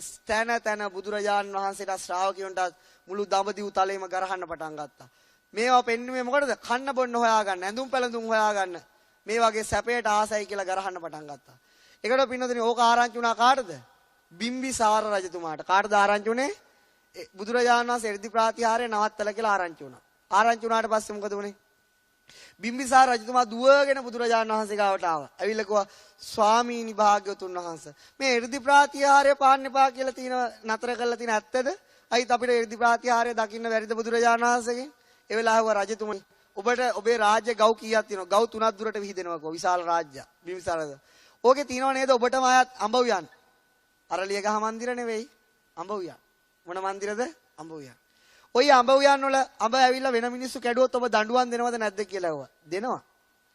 ගව් 3ක අතරේ රාජාඥාව පවතින මේ වරද කරෝ රාජ්‍ය දඬුවමට ලක්. දැන් ඔබ ඔය අඹවනේ අඹ කෑවොත් රාජ්‍ය දඬුවමට ලක් වෙයිද කියලා ඇහුවා. නෑ කිව්වා. බිම්බිසාර ඔබගේ ආනුභාවයේ තියෙන ගව් කීපයයි. නමුගේ මගේ බුද්ධානුභාවය කෙල සහස්‍රයක් ලෝක ධාතු වලනුත් ඉන් එහාටත් පැතිරෙනවා. ශ්‍රාවකයන්ට ප්‍රාතිහාර්ය පාන්න බැරි වුණාට රජතුමනි මට ඒක සාධාරණ නෑ. ශ්‍රාවකයන්ට ශික්ෂාපද පෙන්වන්නේ බුදුරජාණන් වහන්සේගේ ශික්ෂාපද නැහැ කියලා කිව්වා. ඊට පස්සේ කිව්වා රජතුමනි මෙන්න මේ අප්‍රේල් මාසෙදි මේක කිව්වේ තවත් මාස 4ක් ඇවෑමෙන් කොහෙදද? සංකස්ස කියන නුවර අඹ ගහක් යටදී මම එර්ධි ප්‍රාතිහාර්ය පානවා රජතුමනි කිව්වා. ඇයි එහෙම කිව්වේ? ඒ වෙනකොට ශ්‍රාවකයන්ට ඉතාමත් ඉන්දියාවේ ඉන්න පුළුවන් කමක් තියුනේ නැහැ දඹදිව් තලේ. ඒ තරම් ගරහනවා. ඉතින් මේක දැන් ආරංචි වුණා රජතුමාට හරි සතුටුයි. මේක දැන් ආරංචි වුණා කාටද? අන්‍යාගමික අයට. ඒගොල්ලොත් කිව්වා අපිත් ওই නගරේම අපිත් ස්ටේජ් එක අපිත් එර්ධි ප්‍රාතිහාර්ය පානවා කියලා කිව්වා. දැන් පිනොත් ඒ කාලේ පුදුම විප්ලවයක් එකල ඉන්දියාවේ. මුළු අංග මගද කාසි කෝසල වජ්ජි මල්ල පුත්ත කියන්නේ අද තියෙන දඹදිව් තලයේ නෙමෙයි මොකද්ද? එදා ඇෆ්ගනිස්තානයත් දඹදිවට අයිති. අතනින් පැත්තෙන් ගියාම අරාබිය ගාවට කිට්ටුවට යනකම්. අනිත් පැත්තෙන් ගියාම චීනයේ කිට්ටුවට යනකම්. මියන්මාර් කිට්ටුවට යනකම් මොකද විශාල රාජ්‍ය. ඒකට කියන්නේ මොකද්ද? දඹදිව් තලය. රාජ්‍ය නටත් වුණා. අංග මගද කාසි කෝසල වජ්ජි මල්ල පුත්ත කියලා. මෙන්න මේ රාජ්‍ය නටේම පින්නතුනි මේ හඬ පැතිරුණා. මේ රාජ්‍ය නටේම මේ හඬ දැන් පින්නතුනි මිනිස්සු එනවා කොහාටද? සංකස්සෙට. කියන්නේ සවැත් නුවර මට සංකස්සේ තියෙන සවැත් නුවර නේද? සවැත් නුවර. ජන ගඟක් ගලනවා. මොකටද මේ එන්නේ? මේක බලන්න. දැන් බුදුරජාණන් වහන්සේ කිව්වොත් බලන්නනේ. දැන් ශ්‍රාවකයෝ පාතිහාර්ය පානවා බලන්න. එතකොට පින්නතුනි ලෞතුරා බුදුරජාණන් රජගහ නුවර ඉඳලා මේ සංකස්සපුරයට වඩිනවා ශ්‍රාවකයොත් එක්ක. මොකටද? මේ කියපු බුද්ධ වචන ඉෂ්ට කරන්න. දැන් එකල පින්නතුනි ඒකේ පින්නතින් පිළිවෙනි මාසය ගියා. ඒ කියන්නේ මැයි මාසෙ ගියා, ජුනි මාසෙ ගියා, ජූලි මාසෙ ගියා, අගෝස්තු මාසෙ ලං වෙනකොට මිනිස්සු කඳවුරු බැඳගෙන හිටියා පින්නතුනි. ලංකාවේ විශාලත්වයට වඩා වැඩි. ලංකාවේ මේ කියන්නේ පේදුරු තුඩුවේ ඉඳලා දෙවුන්දර තුඩුවට කොච්චර දුරක් තියෙනවද? පේදුරු තුඩුවේ ඉඳලා දෙවුන්දර තුඩුවට දැන් දුර කිලෝමීටර් කීයයිද? දන්නේ නැද්ද? මං හිතුවා මං විතරයි දන්නේ නැත්තේ කියලා. එහෙනම් මේ පැත්ත පළල දන්නේ නැද්ද? මාත් දන්නේ.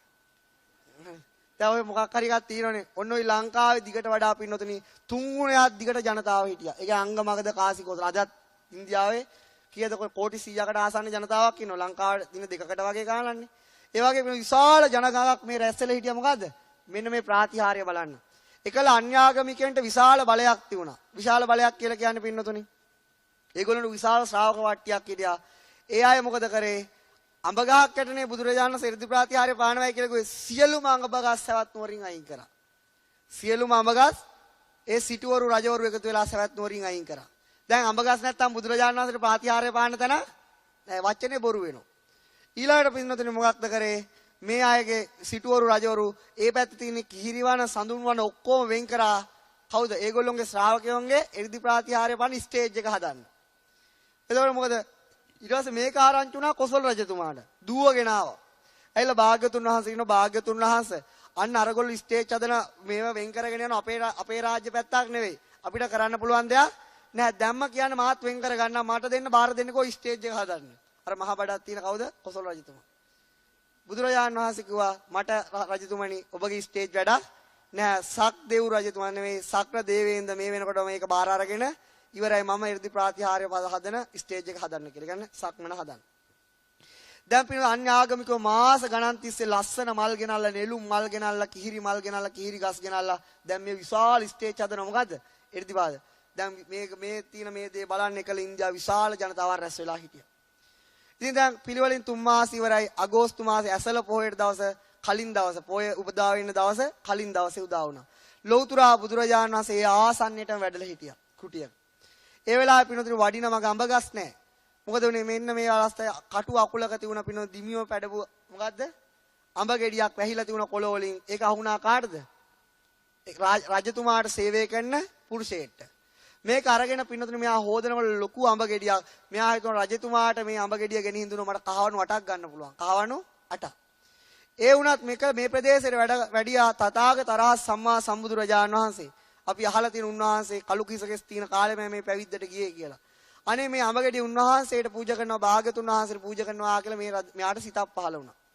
සිතක් පහළ වෙලා බුදුරජාණන් වහන්සේ ඉන්න තැනට ගිහිල්ලා මේ සන්ධ්‍යා භාගයේ මේ අඹ ගෙඩිය පිළිගන්නකොට සතරවරන් දෙව් මහ රජවරු මොකද උනේ? සතර අතින් ඇවිදිලා රත්තරන් පාත්‍රයක් බුදුරජාණන් වහන්සේ දික් කරා පිළිගන්න. දැන් දෙවිවරු කොහොම බුදුරජාණන් වහන්සේ ගැන දන්නවනේ. ඉතින් මොකද මේ පාත්‍රයට බුදුරජාණන් වහන්සේ අර අඹ ගෙඩිය පූජා කරා. පිළිගත්තා. ආනන්ද ස්වාමීන් වහන්සේට කිව්වා අඹ පානයක් හදලා පිළිගන්නන්න වළඳන්න කියලා. ඊට පස්සේ අඹ ඇටයක් එනවනේ දැන් අඹ පානි හදනකොට ඒ ඇටේ දුන්නා මොකද කරන්නේ? ඒ කුමාරයාට මොකද කරන්නේ? ওই ආසන්නයේ තැනක පොළව හාරලා යට දාන්න කියලා. මොකද කිව්වේ? පොළව හාරලා යට දාන්න. ඒ කුමාරයාගේ නම මොකද්ද? මොකද්ද? මොන නමද? දන්නේ නැද්ද? මටත් දන්නේ මට මතක නෑ. ඊට පස්සේ මේ කුමාරයාගේ නම මේ කුමාරයා මොකද කරේ? දැන් දැම්ම. ඊට පස්සේ බුදුරජාණන් වළඳලා පාත්‍රය හොදලා දුන්නා මේකට වතුර දාන්න කියලා. මෙන්න මේ අඹ ඇටයට පින්නතුනේ වතුර වැටෙනකොට අර පාත්‍රය මොකද වෙන්නේ? මේක පැලේ ලොකු වුණා. තව මොකද වුනේ? තව විශාල වුණා. තව විශාල වුණා. මහා අඹ වෘක්ෂයක් බවට පත් වුණා. පුළුවන් ද වෙන්න බැරිද? පුළුවන්. පුදුමයි. දැන් පින්නතුනේ ඕව විශ්වාස කරන්න අමාරු දේවල් එකපාර. දැන් බලන්න ඉස්සර අඹ ගහක් ඇදලා අවුරුදු 20 30ක් යනවා ගෙඩියෙන්න. දැන් මාසෙන් දෙකකින් අවුරුද්දෙන් ගන්න නැද්ද?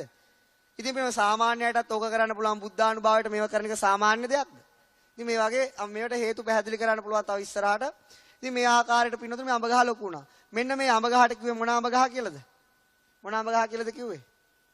ඈ? මොන කුමාරයා පූජා කරද අඹ ගහද? ගන්ධබ්බ කුමාරයාද? මොන කුමාරේ? මේ අඹ ගහට මේ කුමාරයාගේ නම වැටුණා. මොන වෘක්ෂය කියලා අඹ වෘක්ෂයද කියලා කිව්වේ? මටත් මතකෙට එන්නේ නැහැ මේ අහන්නේ. කවුරුද දන්න කෙනෙක් කියනවනම් කියන්න. මොන කුමාරයාගේ නම? ඈ? ඒක මතක් වුණොත් කියන්න. කවුරුත් දන්නේ නැහැ නියමයි. මොකක්ද මේ නම? ඈ? දන්නවද? ඈ? ගන්ධබ්බනේ මොකද්ද? මට මතක නෑනේ. ඉතින් මට මේ කතාව කියන්න. හොඳයි ඒ කුමාරයාගේ නම වැටුණෝකට. ඊට පස්සේ පින්නොතනේ මොකක්ද උනේ? දැන් ලෞතර බුදුරජාණන් මේ අඹ ගහේ අකාලේ ඵල හැදිලා වීසිරලා ගියා මිනිස්සු ආරාම්භ කන්න පටන් ගත්තා. කරගෙන ගියා මේ පැත්තේ අඹ හරිම රහයිනේ. රහයිනේ බුදු කෙනෙක්ට අපහාස කිරීම කෙනෙක්ට එරෙහිවීම පිටත විපාකේ දිට්ඨව ධම්ම වේදිනියාව අර කකා අඹයට වලින් ගැහුව ගලවපු මිනිස්සුන්ට. ඇයි ගැහුවේ? මෙච්චර රස අඹ ගස් ගැලෙව්වා කියලා. දැන් පින්නොතේ පිළිවෙලින් සන්ධ්‍යා භාගයේ උදා වෙනකොට මෙන්නතේ සක්දේව රජතුමා ඒ කියන්නේ දෙදෙව්ලොවට අධිපති සක්කදේවේන්ද්‍ර මොකද කරේ? වාත වලාහක දෙවියන්ට අණ කරා මොකද්ද? හුලඟ හමන්න කියලා. මොකද්ද කරේ? අර කිහිරි කොට මල් ගැලවිලි වීසි වෙන්න ගත්තා පින්නතුනි අර ප්‍රදේශේ හුලඟ වේගයෙන් හමනකොට. නමුත් කිසිම මිනිස්සෙට කරදරයක් නැහැ. ඊළඟට පින්නතුනි උෂ්ණ වලාහක දෙවියන්ට කිව්වා සන්ධ්‍යා භාග හිරු එළිය වැඩියෙන් දෙන්න කියලා. ඒ වෙලාවේ මොකද අධික තේජෝ ධාතුව තියෙන පිණ්ඩේ හරිය පුදුනා රස්නේ ආවා. ඊට පස්සේ සිහින් වැහි පොද ගලාගෙන ගියා. අන්‍යාගමිකයෝ බය වුණා. අඹ ගහක් ආවා. ස්ටේජ් ගැලවිලා යනවා. අජිත කේස කම්බලෙන් නිකන්ට නාගපුත්‍ර පකුද කච්චායන කියන ශාස්ත්‍රුන් වහන්සේ දුවන්න පටන් ගත්තා. දැන් යාළගේ ශ්‍රාවක ඇයි දුවන්නේ? කොහෙද යන්නේ? අද ප්‍රාතිහාර්ය පානව නේද? අනේ පොඩ්ඩක් ඉන්නවා කියලා දුවනවා. දැන් යනකොට පින්නතුනේ එක ශාස්ත්‍රුන් වහන්සේ නමගේ ශ්‍රාවකයෙක් රා ටිකක් පෙරාගෙන මුට්ටියකුත් අරගෙන එනවා. මේ රා ටික බීලා කොහෙ යන්නද? තමන්ගේ ශාස්ත්‍රුන් වහන්සේ ප්‍රාතිහාර්ය බලන්න යනවා. ඒ මේ ගඟක් ගාවදී. අහුවා අද ප්‍රාතිහාර්ය පානනේ අනේ ඔබ වහන්සේ වගේ කෙනෙක් දැක ගන්න ලැබීමත් වාසනාවක්. ඉතින් රා ටිකක් සප්පායන් වෙනවා. ඕන්නේ නැහැ ඔක විසි කරපන් කියලා මුට්ටිය අරගෙන ඔළුවේ දාගෙන ඒ ගඟටම පැනලා මැරුණා. බුදු කෙනෙක්ට අපහාස කිරීමේ විපාකය පින්නතුනේ. ඒ ආකාරයට වුණාම පින්නතුනේ බුදුරජාණන් වහන්සේ කිසිම දෙයකින් සැලුනේ නෑ. දැන් ජනතාව බලාගෙන ඉන්නවා. පින්නතුනේ එතන සන්ධ්‍යා භාගයේ හිරු බැහැ යනවත් එක්කම පින්නතුනේ මොකද වෙන්නේ? බුදුරජාණන් වහන්සේ වෙනුවෙන් අර අඹ ගහ පාමුල ඉඳලා නැගෙන හිර සිටිජේ දක්වාම රුවන් සක්මනම් මැවුණා. මැණික් සක්මනම් මැවුණා. මිනිස්සු සාදුකාර හඬ දෙන්න පටන් ගත්තා. ඊළාට අඹ ගහ පාමුල ඉඳලා බටහිර සිටිජේ දක්වාම රුවන් සක්මනක් මැවුණා. දැන් මෙතන ඉන්නවා ඒක දැකපු අය නමුත් මතක නැහැ. ඒකල සිදුවීම දැකපු අය ඇති මෙතන. නමුත් මේව මතක නැහැ. පින්නතුනේ ඊළඟට පින්නතුනේ මොකද්ද වුනේ? මෙන්න මේ රුවන් සක්මනේ දැන් බුදුරජාණන් වහන්සේ ප්‍රාතිහාර්ය පාන වෙලාව සඳ පායාගෙන එන මොන සඳද? ඇසල සඳ. අන්නේ වෙලාවේ පින්නතුනේ බුදුරජාණන් වහන්සේ හිතුණා මේ ශ්‍රාවකයන්ගේ තැටි මේ අයට අනිත් අයට මම පෙන්වන්න ඕන. මෙතෙක් කල දැන් ශ්‍රාවකයන්ට ගැරෙව්වා. අන්නේ මේ බුදුරජාණන් වහන්සේ සිතේ සිතවිල්ල දැක්කා ගරණී කියලා ගිහි උපාසිකාවක්. කවුද? එයාගේ නම ගරණී. ගිහි උපාසිකාවක්. ගරණී ගිහිල්ලා බුදුරජාණන් වහන්සේට වැඳා. වැඳලා කිව්වා ස්වාමීනි භාග්‍යවතුන් වහන්සේ. මොකද කිව්වේ? ස්වාමීනි භාග්‍යවතුන් වහන්සේ. භාග්‍යවතුන් වහන්සේ වෙහෙසෙන්න එපා. භාග්‍යවතුන් වහන්සේ මට අවසර දෙන්න. මම ප්‍රාතිහාර්ය පාන්නම් කියනවා. මිනිස්සු බලන් හිටියා. නේ ළඟ ඉන්න මිනිස්සුන්ට ඇහෙනවා. ඇහුවා ගරණී ඔබ මොකක්ද ප්‍රාතිහාර්යයට කරන්නේ? මොකක්ද ඔබ කරන්නේ? එතකොට ඒ උපාසිකාව කිව්වා මොකක්ද? මෙන්න මේ පෘථුවිය මොකද මේ වගේ විශාල පෘථුවි තලයක් මෙන්න මේ රුවන් සක්මනේ මවලා. මෙන්න මේකේ මම පේන්න කිඳුරියක් වගේ ඇතුල් වෙනවා අවකාශ ධාතුවේ මෙහෙන් පිට වෙනවා. කවුද කියලා කිඳුරියගේ විශාල රූපයක් මවා ගන්නවා. පෘථුවියේ මේ පැත්තෙන් ඇතුල් වෙනවා අනිත් පැත්තෙන් පිට වෙනවා. එතකොට අහයි මේ කවුද මෙහෙම කරන්නේ? එතකොට භාග්‍යතුන් වහන්සේ කියන්නේ මේ මගේ ගිහි උපාසිකාවක්. මගේ ඇයගේ නම ගරණී. එතකොට මේ පින්නතුන් හිතායි මොකද්ද භාග්‍යතුන් වහන්සේ ගරණීගේ ආනුභාවය මෙහෙමනම් බුද්ධානුභාවය කොහොමද කියලා. කිව්වා මම දන්න ඔබට කරන්න පුළුවන් කියලා. නමුත් බුදුරජාණන් වහන්සේ අවසර දුන්නේ නැහැ. ඊට පස්සේ පින්නතුනි ආව චුල්ලානාථ පිණ්ඩික. ඉතින් ඇවිල්ලා බුදුරජාණන් වහන්සේට වැඳලා කිව්වා භාග්‍යතුන් වහන්සේ වෙහෙස වෙන්න එපා. භාග්‍යතුන් වහන්සේ මහසි වෙන්න එපාය. මට අවසර දෙන්න මම ප්‍රාතිහාර්ය පාන්නම් කියලා. එතන මොකක්ද ඇහුව කරන්නේ? කිව්වා මෙන්න මේ ඉන්න ජනකායට වඩා විශාල බ්‍රහ්මක් ශරීරයක් මවාගෙන මේ රුවන් සක්මන්ට නගිනවා මම භාග්‍යතුන් වහන්සේ. නැගල ඉවර වෙලා මොකද වෙන්නේ? මේ විශාල දෑත් වලින් උඩ පැන බල්ටි ගගහ මං අප්පුඩි ගහනවා භාග්‍යතුන් වහන්සේ. ඒක නිකන් මේක ගර්ජනාවක් වෙයි. එතකොට අහයි මේ කවුද? එතකොට බුදුරජාණන් වහන්සේ කියන්නේ මම මේ ගිහි උපාසකේ කවුද? චුල්ලානාථ පිණ්ඩික. එතකොට මේ මිනිස්සු හිතයි මේ ශ්‍රාවකයේ ආනුභාවය මෙහෙමනම් ගිහි කෙනෙක් වෙලා බුද්ධානුභාවය කොහොමද? ඒ නිසා බුදුරජාණන් වහන්සේ මහන්සියට අවසර දෙන්න කිව්වා. කිව්වා ඒකට මේ මම දන්නවා කරන්න පුළුවන් කියලා. නමුත් ඒකට මේ වෙලාව නෙවෙයි කිව්වා. ඊට පස්සේ පින්නොතනේ ආව මෙතෙන්ට 7 අවුරුදු චීරා නම් රහත් තෙරණියා. අවුරුදු 7යි වයස නේ. අවුරුදු 7යි සාමණේරීන් වහන්සේලම. ඉතින් ඇවිල්ලා බුදුරජාණන් වහන්සේට වන්දනා කළා මේ පුංචි දරුවෙක්. ඇවිල්ලා කියනවා ස්වාමීනි භාග්‍යවතුන් වහන්සේ මට අවසර දෙන්න. මම පාන්න. එතකොට බුදුරජාණන් වහන්සේ අපි වගේ දියණියන් ඉඳදී මහන්සි වෙන්න එපා. ඇහුවා චීරා මොකක්ද කරන්නේ? භාග්‍යවතුන් වහන්සේ හිමාල පර්වතය මේ තියෙන ඉන්දියාවේ තියෙන සියලුම පර්වත ගෙනල්ලා මේ රුවන් සක්මනේ මම තියනවා කිව්වා. ගිජුකුළු බව ඔක්කොම තියනවා කිව්වා මෙතන ගෙනල්ලා. තියලා ඉවරලා විශාල හංස රාජ්‍යයේ රූපයක් මවාගෙන මේ කිසි මේක නොගෑවි මම පිහාඹනවා කිව්වා. එතකොට අහයි මොකක්ද? මේ කවුද? භාග්‍යවතුන් වහන්සේ එතකොට කියන්නේ අවුරුදු 7යි වයස. නම චීරා. බුදුරජාණන් වහන්සේ සරණ ගිය ශ්‍රාවිකාවක් සාමණේරීන් වහන්සේ නමක් කියන්න කිව්වා. ලෝතර බුදුරජාණන් වහන්සේ මම දන්නව එහෙම කරන්න පුළුවන් කියලා චීරා. නමුත් මේකට කාලය නෙවෙයි අවසර දුන්නේ නැහැ. ඊට පස්සේ ආව පිනුනේ 7 අවුරුදු චුන්ද සාමින් වහන්සේ. අවුරුදු 7යි වයස. ඇවිල්ලා බුදුරජාණන් වහන්සේට වන්දනා කළා කියනවා ස්වාමීනි භාග්‍යවතුන් වහන්සේ. භාග්‍යවතුන් වහන්සේ මහන්සි වෙන්න එපා. මට අවසර දෙන්න මම ප්‍රාතිහාර්ය පාන්නම්. බුදුරජාණන් වහන්සේ වෙහෙස වෙන්න එපා. මොකක්ද ඇහුව කරන්නේ? මේ ඉන්දියාවේ විශාල වෘක්ෂයක් තියෙනකෝ ඒකට කියන්නේ මහා ජම්බු ගහ. විශාල ජම්බු ගහ. ඒ අන්නේ ජම්බු ගහ ගෙනල්ලා මෙතන තියලා හොලවනකෝ ජම්බු වීසිරව මේ අයට ඇහිඳගෙන කන්න. එතකොට අහයි කවුද මේ වේගෙන් හලවල මේ ජම්බු විසිරවන්නේ මේ ජම්බු ගහ ගෙනාවේ? එතකොට කියන්නේ අවුරුදු 7යි වයස කවුද? චුන්ද සාමින් වහන්සේ. අවුරුදු 7යි පුංචි ළමයි. එතකොට හිතයි මේ අවුරුදු 7ක මේ බුදුරජාණන් වහන්සේ හික්මවල තියෙන්නේ. මෙහෙමනම් ආනුභාවය බුද්ධානුභාවය කොහොමද කියලා හිතේ කිව්වා. අන්න ඒ වෙලාවේ බුදුරජාණන් වහන්සේ කොහෙකට අවසර දුන්නේ නැහැ. ඊට පස්සේ ආ උත්පලවන්නා රහත් තෙරණිය. ඇවිල්ලා භාග්‍යතුන් වහන්සේට වන්දනා කරාට සක්මනේදී. වන්දනා කළ කිව්වා භාග්‍යවතුන් බුදුරජාණන් වහන්සේ වෙහෙස වෙන්න එපා. අපිට අවසර දෙන්න. අපි ප්‍රාතිහාර්ය පාන්නම් බුදුරජාණන් වහන්සේ ඉන්න කියලා. කිව්වා මොකද්ද කරන්නේ ඇහුවා. මොකද්ද කිව්වේ? මෙන්න මේ ඉන්න ජනතාවගේ තුටත් වඩා විශාල තුන්ගුණයක් ජනතාව මෙන්න මේ සක්මනේ මවලා මහා සක්විති රජෙක්සේ බුදුරජාණන් වහන්සේ ගාව ඇවිල්ලා පහකමල් වඳින්නම් කියලා කිව්වා. එතකොට අහයි මේ කවුද? ඒ කියන්නේ හස්ත රත්නේ, අස්ති රත්නේ, ස්ත්‍රී රත්නේ, ගෘහපති රත්නේ රත්න හතක් ලැබෙන සක්විති රාජ කෙනෙක්ගේ සිරුරක් මවලා ඉතා විශාල ජනකායක් ඇවිල්ලා බුදුරජාණන් වහන්සේ සිරිපතුල් වඳින්නම් කිව්වා. මම දන්නවා උත්පලවන්නා කරන්න පුළුවන් කියලා. ඒකට කාලය දැන් නෙවෙයි අවසර දුන්නේ නැහැ. ඊළඟට ආව මහමුගලන් මහරහතන් වහන්සේ. මහානුභාව සම්පන්නයි. බුදුරජාණන් වහන්සේට පස්සේ ආයිත් මුගලන් මහරහතන් වහන්සේට හැර ඒ විදිහට ඉදි ප්‍රාතිහාර්ය පාන්න තව කවුරුත් මේ ශාසනේ නැහැ. ඒකට පින්නතුනි මොකද මුගලන් මහරහතන් වහන්සේ ඇවිල්ලා බුදුරජාණන් වහන්සේ වන්දනා කළ අවසර ඉල්ලුවා මොකක්ද කරන්න කියලා ඇහුවා. භාග්‍යතුන් වහන්සේ හිමාල පර්වතය, මහා මේරු පර්වත, ওই පර්වත ඔක්කොම ගෙනල්ලා මෙන්න මේකට මෑට හපන්න වගේ හපලා දානවා කිව්වා. මෑට හපන්න වගේ. තාම මොකක්ද ඇහුවා කරන්නේ? භාග්‍යවතුන් වහන්සේ අවසර දෙනවා නම් මොකද්ද කරන්නේ? මෙන්න මේ වගේ සමාන පෘථුවියක් මවලා මේ පෘථුවියේ ඉන්න ඔක්කොම පේන නොපෙන සත්තු එකෙන් තියලා පයින් ගහනකො එහාට ගහනකො මෙහාට ගහනකො මෙහෙන් එහාට ගහනකො මොකද යට වෙච්ච පෘථුවි රාශය ඉස්මතු කරලා ගන්න. අරගෙන අනිත් පෘථුවියේ ඉන්න අයට ඒ ඕජාව කන්න දෙනවා කිව්වා. දැන් ඒක තේරුම් ගන්න පුළුවන් මේ විදිහ. අපි දන්නවා මේ පින්නතුන්ලාගේ පුංචි කාලේ අපිටත් වඩා එහානේ මේ කුස්සියේ ඇවිල්ලා පැපොල් ගෙඩියක් කපනකොට ගේ ඇතුළට සුවඳ එන්නේ නැද්ද? දැන් මේ ඉස්සරහා තියලා ගැපුවත් එනවද? නෑ. මූණේ ඇවිල්ලා ගෑවත් එනවද? එන්නේ නෑ. ඒ කියන්නේ මේ ආහාරයේ සුවඳ අතුරුදහන් වෙලා තියෙන්නේ. ඇයි? ඒක මේ පෘථුවිය යටට බහැලා තියෙන. අන්නේ යටපත් වෙච්ච ආහාරයේ රසය නැවත උඩට අරගෙන කන්න දෙනවා කිව්වා. ඉතින් බුදුරජාණන් වහන්සේ කිව්වා මොග්ගල්ලාන ඒ වගේ හිත නම් පහළ වෙන්න එපා කියලා. ඒ වගේ දේවල් නම් පහළ වෙන්න එපා. ඊට පස්සේ කිව්වා තාමනෝ දැව්ව කරන්නේ. මෙන්න මේ මහා පේරු පර්වතයේ සිනේරු පර්වතයේ මාපට ඇඟිල්ලට අරගෙන කුඩයක් වගේ මං ඉහළගෙන යන්නම් භාග්‍යතුන් වහන්සේ කිව්වා. අවසර දුන්නේ නෑ. ඒ වෙලාවේ බුදුරජාණන් වහන්සේ කිව්වා මීට කලින් ජීවිතවලදීත් මේ වගේ අභියෝග ආවා. ඒ අවස්ථාවෙත් මම අනිත් අයට යන්න දුන්නේ නෑ. ඒ වෙලාවේ මහා කන්න ජාතක ආදී ජාතක දෙකක් බුදුරජාණන් වහන්සේ දේශනා කළා පින්නොන්දනේ. හංස රාජයෙක් විලසට සිංහ රාජයෙක් විලසට ලෞතුරා බුදුරජාණන් වහන්සේ මේ රුවන් සක්මනට පැන නගිනකොට ඒ හඳ සම්පූර්ණ අහස දිලි තියුනේ. පින්නොන්දනේ අන්නේ අවස්ථාවේ ලෞතුරා බුදුරජාණන් වහන්සේලාට විතරක් ප්‍රාතිහාර්ය පාන්න පුළුවන්. අනිත් ශ්‍රාවකයන්ට කිසි දිනක කරන්න බැරි යමා මහ ප්‍රාතිහාර්ය පාන්න බුදුරජාණන් වහන්සේ තීරණය කළා. පින්නොතනේ මේ අහසේ මේ සක්මණෙන් අඩි 100කට 200කට ඉහළට ගිහිල්ලා බුදුරජාණන් වහන්සේ මොකද වුනේ?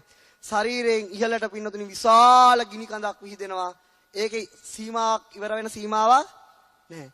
පහළට ශරීරයේ කොටසින් විශාල ජල කඳක් විහිදෙනවා. ඒකේ සීමාව ඉවරයක් නැහැ. ගිනි කඳකුත් ජල කඳකුත් පේනවා. පින්නොතනේ මෙන්න මේක මෙහෙම මේ ප්‍රාතිහාර්ය පාන්නේ කොහොමද කියලා අභිධර්මයෙන් පැහැදිලි කරන්න පුළුවන්. ඒකට තේජෝ කසී නෑ ආපෝ කසී නෑ යෝන. තේරුණාද පින්නතුනේ? අන්න ඒක ඉස්සරහට පැහැදිලි කරන්නම් කොහොමද ප්‍රාතිහාර්ය. කොහොම දෙයක් සිදු වුණා. ඊළඟට පින්නතුනේ සතපෙන් ඉරියව්වෙන් සක්මන් කරන ඉරියව් විශාල ප්‍රාතිහාර්ය සංඛ්‍යාව බුදුරජාණන්සේ අරුණ උදා වෙන තුරු කර ප්‍රාතිහාර්ය පෑව මිනිස්සුන්ට පින්නතුනේ කන්න බොන්න ඉන්න තැන් මතක් වුණේ නෑ. සිතේ ප්‍රාතිහාර්යම සමාධිමත් වෙලා තිබුණා. සිත බලබලා බුදුරජාණන් වහන්සේ සෑම කෙනාට සංඥාව වෙනස් කරන ධර්මයේ වන බුදුරජාණන් වහන්සේලාගේ අමා ධර්මය අනිත්‍යයි දුක්ඛයි අනාත්මයි කියන චතුරාර්ය සත්‍ය දේශනාව වදාරනකොට පින්නතුනි අහස්තලයක ඉන්දිකටු සිදුරක් ගහන්න බැරි තැනක දෙව්වරු හිටිය මේ ප්‍රාතිහාර්ය බලන්න. ඒ දෙව්වරුන්ටත් මිනිසුන්ටත් මෙන්න මේ ධර්මයේ වැටහිලා බොහෝ දෙනා ඒ අරුණ උදා වෙන සුතුවෙනට ජීවිතේ තමන්ගේ අරුණ උදා කරගෙන සතර අපායෙන් නිදහස් වෙලා තිබුණා. ඒ උදා වෙනවත් සමගම පින්නතුනි බුදුරජාණන් වහන්සේ ප්‍රාතිහාර්ය අත්හැරියා රුවන් සක්මන නැති වී ගියා. බුදුරජාණන් වහන්සේ නොපෙනී ගියා. මිනිස්සුන්ට දැන් හිතා ගන්න බෑ. මිනිස්සු අඬන්න පටන් ගත්තා. මේ බුදුරජාණන් වහන්සේලා හුදකලාව ප්‍රිය කරන අය. බුදුරජාණන් වහන්සේ බේසකලා වනයේට වැඩියද? බුදුරජාණන් වහන්සේ අපිට නොපෙනෙන වනයේකට වැඩියද? බුදුරජාණන් වහන්සේලා තමන්ගේ හැකියාව පෙන්වන අය නෙවෙයි. අනේ අපිට බුදුරජාණන් වහන්සේ නැතුව අපි යන්නේ නැහැ කියලා පළවෙනි පිකටින් එක පටන් ගත්තා. බුදුරජාණන් වහන්සේ ගෙනත් දෙනකම් අපි යන්නේ නෑ. දැන් ශ්‍රාවකයන්ට කියන්නේ. ඊට පස්සේ පින්නතුනේ අපි බුදුරජාණන් වහන්සේ ගෙනත් දෙරතුරුම යන්නේ නැහැ කිව්වා. දැන් බුදුරජාණන් වහන්සේ කොහාටද වැඩියේ? තව්තිසා දිව්‍ය ලෝකයට. කොහාටද වැඩියේ? තව්තිසා පාණ්ඩුකම්බල ආසනයට වැඩිම සක්දේව් රජතුමා ආරාධනා කරා වස් කාලේ ගත කරන්න. පින්නතුනේ ඔතනින් එහාට කතාව කියපාර කිව්වා. ඊට පස්සේ පින්නතුනේ දැන් ඔන්න ඔය ආකාරයේ පින්නතුනේ අපි සරණ ගිය ලෞතුරා දැන් මේ ලෝකේ අපි අසරණ මිනිස්සු. මේ ලෝකෙම මිනිස්සු සත්‍යව අසරණයි. අපි අසරණ කමට පින්නතුනි එකිනෙක පුද්ගලයෝ තෝරගන්නවා අපේ සරණ යන්න. දැන් ක්‍රිස්තියානි අය ජේසුස් වහන්සේ තෝරගන්නවා. මුස්ලිම් අය නබීතුමා තෝරගන්නවා සරණ යන්න. ඊට පස්සේ හින්දු අය රාමා තෝරගන්නවා. ඒ වගේ ගොඩාක් තෝරා ගැනීම කරන මොකද්ද? තමන්ගේ අසරණ කමට සරණක් හොයාගන්න. හොයාගන්නවද නැද්ද? තෝරගන්නවා. ඒ අතර උපදිච්ච මිනිස්සු තමයි අපිත් මේ ලෝකේ. අපේ අසරණ කමට අපි සරණක් හොයන්නේ කවුද? ලෞතුරා බුදුරජාණන් වහන්සේලාගේ ධර්මයෙන්. පින්නතුනි ඒක සෑම මිනිස්සෙක්ටම බෞද්ධයයි කියා ගන්න සෑම බෞද්ධයෙක්ටම ලැබෙන දෙයක් නෙවෙයි. උපැන්නේට බෞද්ධ වෙන්න ඕන කෙනෙක්ට පුළුවන්. නමුත් ලෞතුරා බුදුරජාණන් වහන්සේ පෙන්වන මේ ධර්මයෙන් හදවත බෞද්ධ කරගන්න ඒ තරම් අය නැහැ. ඒ නිසා පින්නතුනි හැම මිනිස්සෙක්ටම ලැබෙන්නේ නැති බෞද්ධුණා සෑම බෞද්ධයෙක්ටම ලැබෙන්නේ නැති ඊටා බලගත් වාසනාවක් තමයි මේ පින්නතුන්ට උදා වෙලා තියෙන්නේ. ඒක පින්නතුනි ඒ බීජය මම මේ පින්නතුන්ගේ හිතේ පැල කරා. ඒ බීජය එතනින් කඩලා විසි ගන්නවද? ඒකට පෝර වතුර දාලා හදලා මහා ගහක් බවට පත් කරගෙන මේ දුකෙන් නිදහස් කරන එකට ඔබ පස්වෙනි සතියේ තේරුම් ගන්න. ඉදිරියට මේ පැලේට වතුර පෝර දාලා මම මේක වඩා විපුල බවට පත් කරගන්නවද? නැත්නම් ඒක මම කරටියෙම කඩලා විනාශ කරලා දානවද කියලා Tamanට බාර දෙයක්. ඒක මට බාර දෙයක් නෙවෙයි. මට පෙන්වන්න පුළුවන් හැම ආකාරයට මේ ධර්මයේ හැම පැත්තම මම මේ වෙනකම් පෙන්නවා. ඉස්සරහට ඉදිරි සති ගානෙත් පෙන්නනවා. ඒ නිසා පින්නතුනි මොකද කරන්න තියෙන්නේ? අපි සතුටු වෙන්න ඕන. යේකේචි බුද්ධං සරණං ගතාසේ. නතේ ගමිස්සanti අපායං. පහාය මානුසන්දේයං දේවකායා පරිපූර්ණසanti. යමෙක් බුදුරජාන් වහන්සේ සරණ ගියේ නම් මරණයෙන් පස්සේ එයා අපාය දකින්න කෙනෙක් නෙවෙයි. එයා කොහෙද යන්නේ? දිව්‍ය කයකින් ඊළඟ ප්‍රතිසන්දිය සරස ගන්නවායි කියලා කිව්වේ බුදුරජාන් වහන්සේ නෙවෙයි කවුද? සක්‍ර දේවේන්ද්‍ර මහා සමය සූත්‍රයේ තියෙන ගාථාව. යේකේචි බුද්ධං සරණං ගතාසේ නතේ ගමිස්සanti අපායං පහාය මානුසන්දේයං දේවකායා පරිපූර්ණසanti. යමෙක් බුදුරජාණන් වහන්සේ සරණ කියන ඊළඟ භවයේ ආපාය දකින්නේ අර සරණ යාමේ තියෙන පුණ්‍ය බලයෙන්ම මොකද වෙන්නේ? ඊළඟට දිව්‍ය කයකින් සැරසෙන වාසනාවක් තියෙනවා වගේ බුදුරජාණන් වහන්සේක අනුමත කරා. ඒක තමයි ඇත්ත. ඊළඟට පින්නතුනි බුදුරජාණන් වහන්සේලා කියන මේ ශ්‍රේෂ්ඨ ඥානෙ දිනු කරපු උත්මය ගැන අපිට හිතලන්න පුළුවන් හිතක් අපිට නැහැ. අරමුණු නැහැ අපේ හිතෙන්. ඒ වගේ බුදුරජාණන් වහන්සේලාගේ තියෙන අසීමිත ගුණකාන්දම්බයත් මේ සිතෙන් සංඥාවෙන් අරමුණු කරන එක ලේසි දෙයක් නෙවෙයි. ඒක කරන්න බෑ බුදුවරයෙක්ට මිස. පින්නතුනි ඒ නිසා පින්නතුනි නමුත් ඒ බුදුරජාණන් වහන්සේලා ගැන අපිට ඕන හිත පහදවා ගන්න පුළුවන්. මොකද කරන්න පුළුවන්? අපි දන්න අපිට තේරෙන විදිහට හිත පහදවා ගන්න පුළුවන්. අන්නේ හිත පහදවා ගැනීමට ලැබෙන විපාකයක් පින්නතුනි ලේසි දෙයක් නෙවෙයි. ඒක විශාල විපාකයක් ඇති වෙන දෙයක්. මොකද්ද කියන්නේ? ඒකට ලස්සන ගාතාවක් කියන මොකද්ද? බුදුරජාණන් වහන්සේලාගේ ගුණ අනන්තයි. බුදුරජාණන් වහන්සේලාගේ ගැන අපිට හිතන්න බෑ. නමුත් ඒ අන්නේ අනන්ත වූ වස්තු බුදුරජාණන් වහන්සේලා කෙරේ අපේ හිත පහදිනවා නම් අන්නේ පැහැදීමට ලැබෙන කර්ම විපාකයක් අනන්ත වූ චුට්ටි පැහැදීමට ලැබෙන කර්ම විපාකයක් අනන්ත වූ විපාකයක් කියලා කියනෝනේ. අන්නේ නිසා පින්නතුනි ලෞතුරා බුදුරජාන් මට මේ පින්නතුන් නිවන් දකීද? ඊට පස්සේ මේ පින්නතුන් මේ සංසාරයෙන් ඈතර වෙන්නේ හෙට මහන්සියද කියලා මගේ චේතනාවක් නැහැ. නමුත් මේ ලෝකයේ තියෙන ශ්‍රේෂ්ඨ මිනිස්සෙක් තමයි බුදුරජාන් වහන්සේ කියන්නේ. මෙන්න මේ ධර්මය ටිකක් හරි තේරුම් අරගෙන මෙන්න මේ බුදුරජාණන් වහන්සේ ගැනවත් හිත පහදවාගෙන මේ සතර අපායට වැටෙන ජීවිතය ගලව ගන්න මේ ගැනීම ඔබට උපකාර වේවා කියලා ප්‍රාර්ථනා කරනවා.